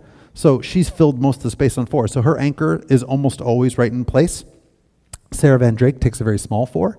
So then she floats her anchor almost every time. So some people say, what do you think? Should I float an anchor or do it in place? I don't care. I want you to fill the space. You fill the space. If it means you have to float your anchor, float your anchor. If you don't have to float your anchor because you've already filled the space, then you don't float your anchor. You with me on that? Whether you move your anchor or not is relative to whether you've gotten to the end of your rope. You with me on that? So right now I want to see follows get to the end of the rope so that the leaders have something to counter against. I'm saying I want the leaders to counter, like the chair, but I have to feel the weight to know what I'm countering. Yes? Cool. Great. Try it. Here we go. 5, 6, 7, and 1, 2, 3. Fill the space. 5 and 6 and 1, 2, 3. Fill the space. 5 and 6 and 1, 2, 3. Fill the space. 5 and 6 and 1, 2, 3. Fill. Go. Fill the space. 1, 2. Now, leaders, you tell me, because that looks really good, follows. When they fill the space, it's easier to clear the foot, isn't it? Did you feel that? Like I was watching you all, and clearing, when she fills the space, it gives you something to counter off of. So you're happy to clear that foot and push. When she doesn't fill the space, we start to think we have to fill the space, and we start to fall backwards prior to the one, trying to get back to connection. Does that make sense? But if you as a follow fill that space, you give me something to counter off of, right? And then then you're moving away, you're creating that connection, I can free that foot up and go. Did you all feel that or not? I could see it, like you'll see it in the video. Follows, rotate again.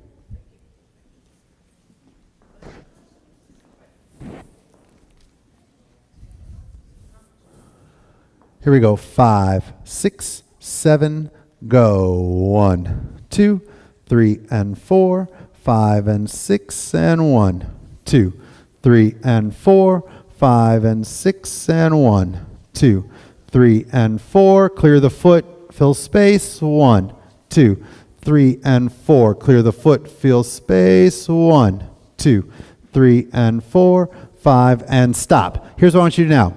Follows, don't fill the space. Anchor in place.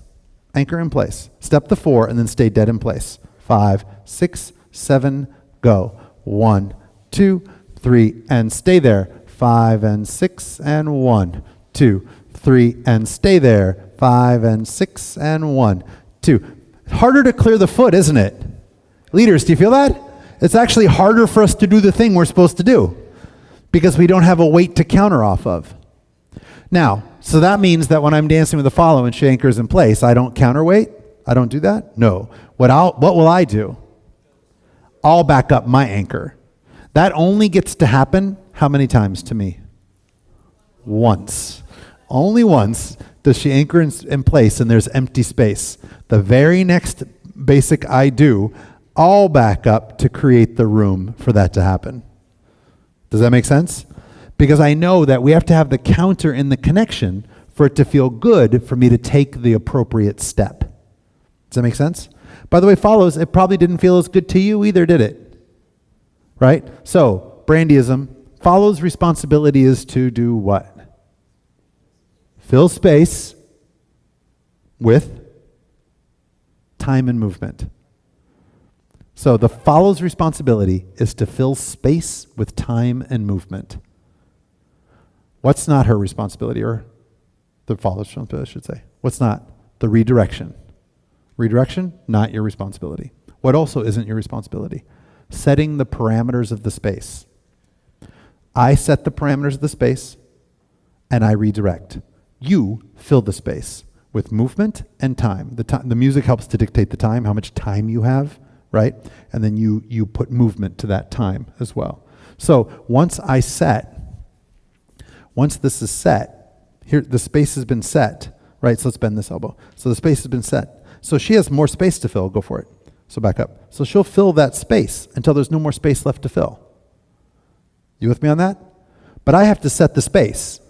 So one of the other things, how many of you have heard post on 4, set your anchor on 4? How many of you have heard things like that? Right, so that's good. Those are all good terminologies. I don't necessarily always use the word post, but it's good, it's fine.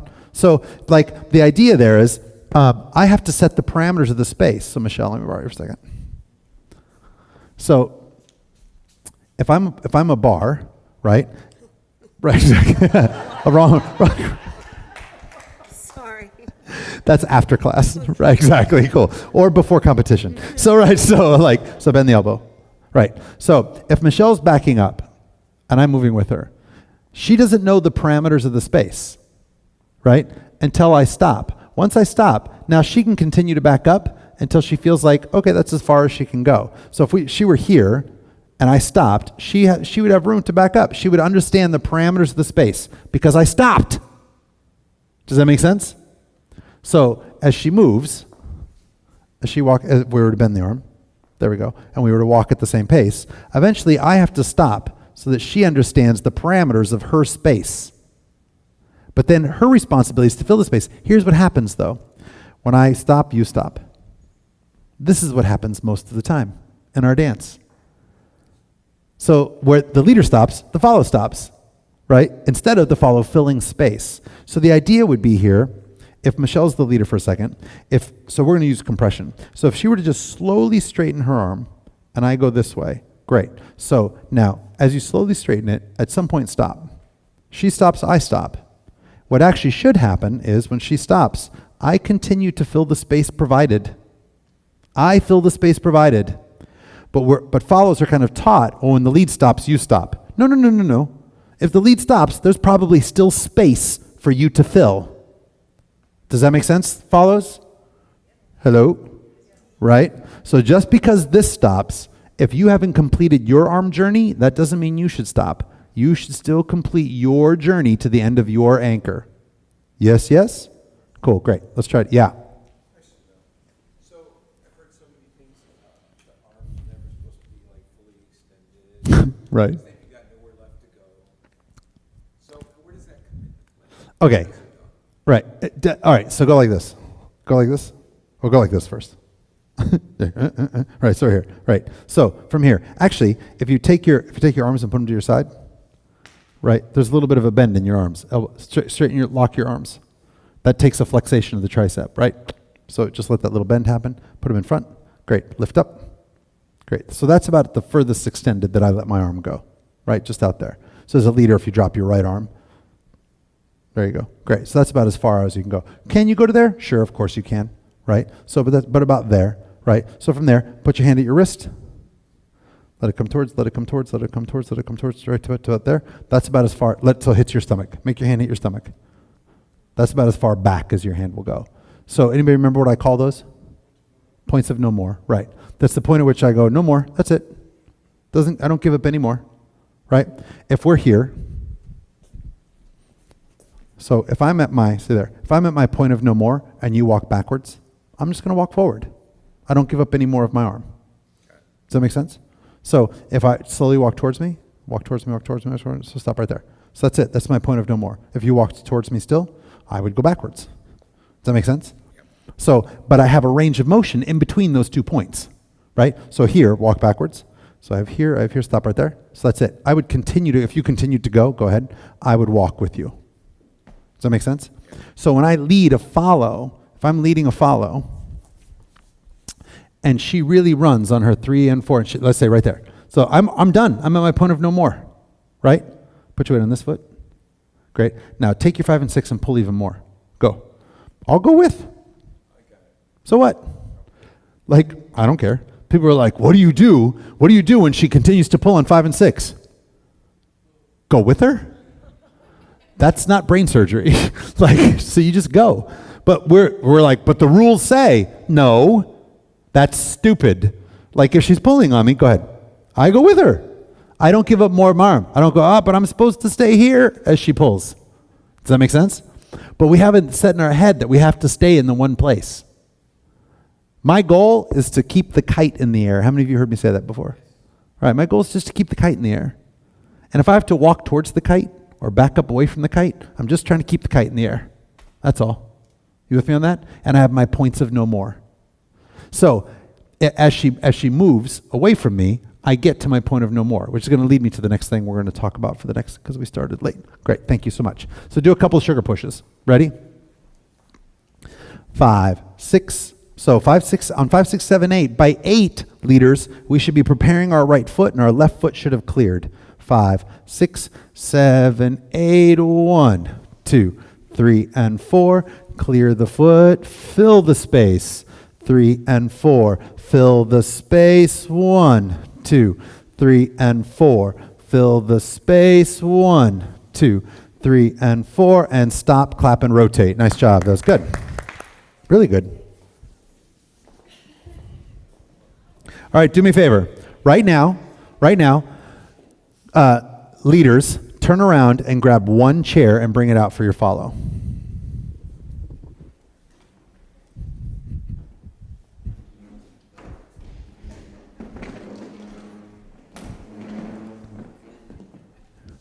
You leave that there.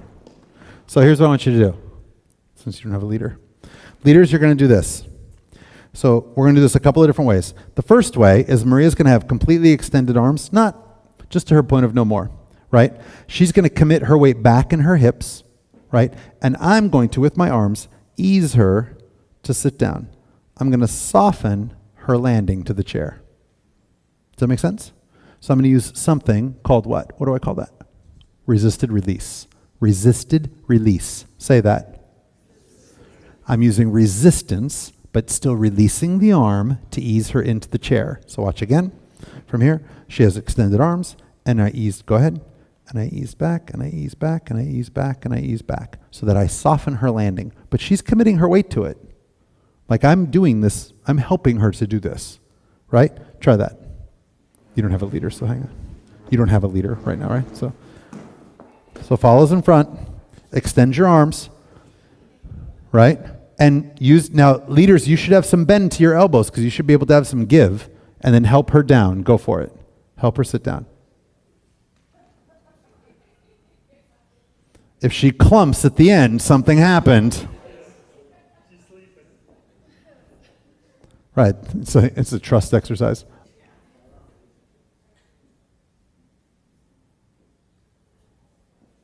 Great, now a couple things before I rotate you. Hold on. In doing this, first of all, Maria has extended arms. We have no connection. None. And I'm like, go. And she goes. That's scary, right? So establish some connection that you can both counter off of. Now she feels safer giving the weight to go. Imagine we're on the rooftop and we're about to rappel off of the Bellagio. We're about to rappel off of a big building. And I'm up there with my buddy, and he's got the rope around him, and I'm going to help him, right? And there's slack in the rope. And he's at the edge of the building, and I go ahead, I'll get you. Go ahead. No, he would want me to have some tension in that rope before he starts, right? Same thing here. Lots of you are like, go. Right? No. Like, have some countered connection first, then as she starts to move, I can manage the weight down. Right? Try it one more time before I rotate you.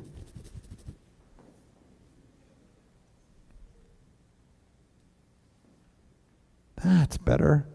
Less falling that time. Nice, cool. Now rotate. You can hang out here with me for a second. So now, here's what I want to have happen. Now we're both going to start bent. We're both going to start bent. What Maria's going to do is use me as a base, and she's going to start to ease herself away with resisted release. And she's going to ease herself into the chair with me basing it, right? Try it. So I base her, and she eases herself into the chair. Now watch from here. What would be the problem here? Watch. Maria is going to base my weight, right? So bend your elbows. What's the problem there besides the obvious fact that I'm heavier? Forget that. What's the problem? If I got somebody bigger than me, it would be the same problem. I didn't let any of my arms go. I gotta ease, let my arms go. I saw lots of ladies starting to move back and no release in the elbow. You have to ease yourself back, which means there has to be some movement in those elbows. Try it again. Get connection and then ease yourself back. That's the idea. Nice. Cool. Now, come up. Now we both start bent a little bit with connection, right? And as she starts to go back, I'm going to try to help soften her landing at the rate. So now both of us are extending our arms, right? Try it.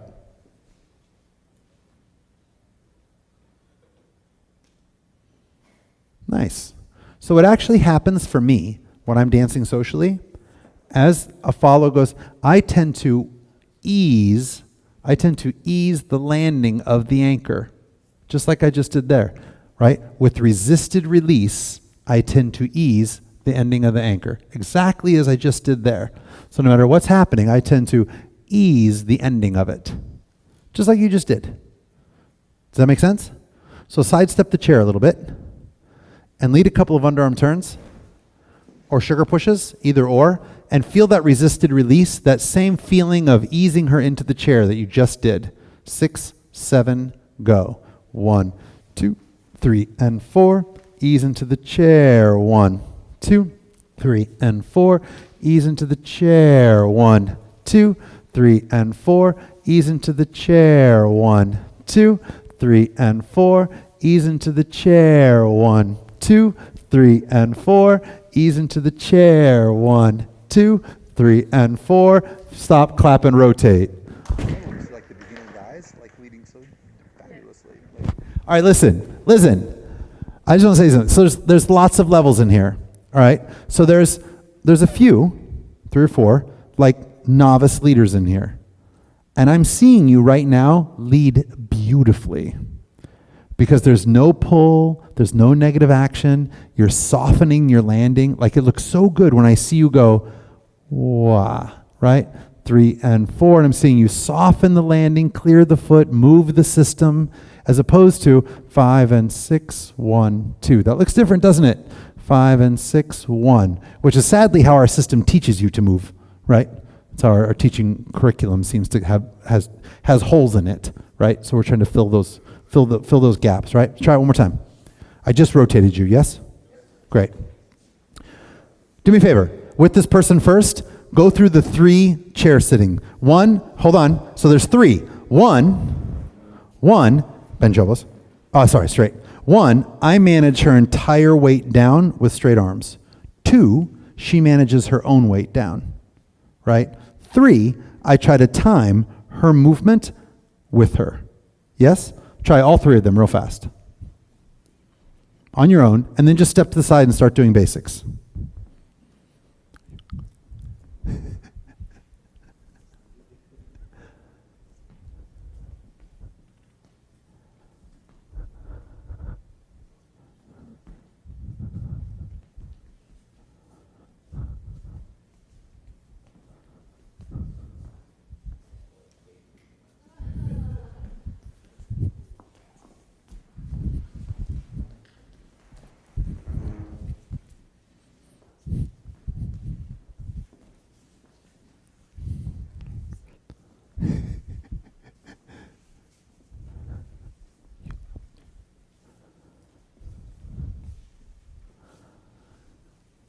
Great. Rotate. Go through the same process one more time.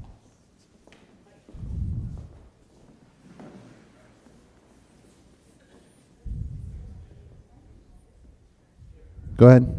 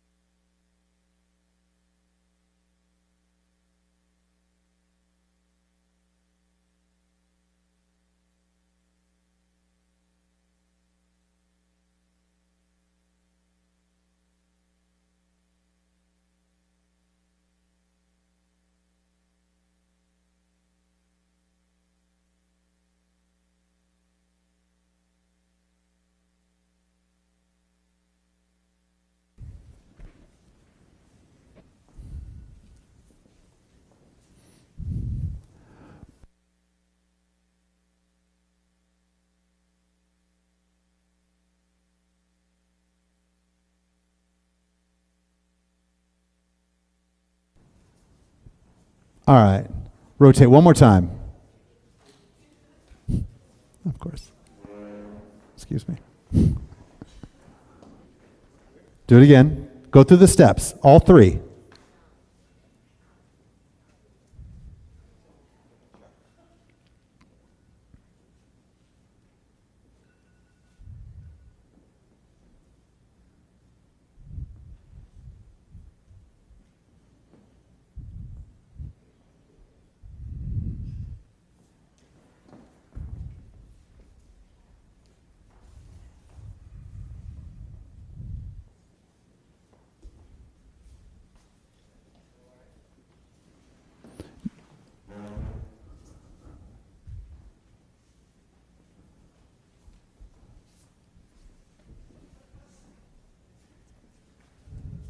We're done. We're done. All right, check it out. Watch. Now, one of the things that's great about this exercise, and this is a new exercise for me, for those of you who have been in my class before, this is probably the first time you've had me do this. I do it in group classes, and I've done it for some all-stars. But the thing is that I can't help, as a leader, go ahead, I can't help Maria into the chair if I don't what? Counter her and feel her weight. If I don't know how much weight is there, I don't know what to counter. Does that make sense? So she has to move to the connection. So she has to move from the connection so that I can feel her. Does that make sense? So if we go into here and she doesn't do anything and slowly sits on her own, I can't help that process. I don't know where she is. Does that make sense? But that's exactly the same thing here. I can help the process if I feel the weight moving away from me. As I felt the weight moving away, I can help the process with resisted release. Does that make sense? So this exercise shows the follows. They must commit weight to a direction or I can't help. And it teaches the leaders what it means to feel like using resisted release to help in the finished process. You with me on that? So it helps both leaders and followers. Yeah. All right, so there's three types of weight. Three types of weight. Active, resisted, and dead. So this is the analogy I always use. My daughter weighs 50 pounds. When she stands on a scale, she weighs 50 pounds. If she wants to be picked up, she has active weight. She weighs 50 pounds, but she wants to be picked up. She feels a certain way. When she does not want to be picked up, she still weighs 50 pounds. But on the scale, it would still say 50 pounds. But she would feel way different to me because that would be resisted weight. She doesn't want to be moved. Does that make sense? If she were asleep on the scale, it would still read 50 pounds. But now she'd be dead weight to pick up. Does that make sense? All three weights will feel different, right? So hang on real fast since you asked the question. So if I'm doing this, right, that is like resisted weight. It doesn't want to be moved, right? If I was like, well, here, you're going to sit me down. If I did this, I'm kind of resisting the whole system. I'm afraid to commit my weight to you. If I'm active, I'm saying, hey, I want you to help me. I'm going to commit my weight to you, and I trust that I'm very active, and we're both active in the process. So that almost never becomes too heavy. Does that make sense? So like if I take my anchor, move this way. If I take my anchor, and as I anchor, I'm active in my weight and wanting to redirect, that feels great. If I'm resisted in my weight, that feels different. Does that make sense? And if I'm dead in my weight, like if you let go of my arm and it fell, which should never happen, but that's dead weight. So we don't want dead weight either, right? Dead weight's no fun to move. Resisted weight feels like and it doesn't want to be moved. So that can feel like too heavy, right? Or there's active weight, which wants to be helped and moved. Does that make sense? Yes. Cool, great, awesome. All right, listen, we have to be done. I have more of these this weekend. I don't know how many. I think I have like 3 or 4. 3, I think, right? So lots of them are like this, and I have a couple of I know these are some new things, but I have other new things. I have another class what's that? Right, and so I have some new drills for that class as well. So if you haven't signed up for it, please do. We're going to be more of this. This is the kind of stuff I know it seems very tedious and very minuscule. It does make the difference. If I showed you a video of 4 or 5 of you in here right before how you danced, and to watching you right now, watching some of the leaders clear that foot, empower that leg, followers filling the space, the dance becomes better, I promise you. Yes? You guys are great. Thank you all so much. We videoed literally all of this. So all 3 hours. So Francisco, we're selling this, right? So you can go to the registration desk and find that out. So Francisco does an amazing job of like putting this all together. And sometimes, should I tell them they would be able to leave with it by Sunday? The dream is that they can leave with the download by Sunday. That's the dream, right? It's happened before.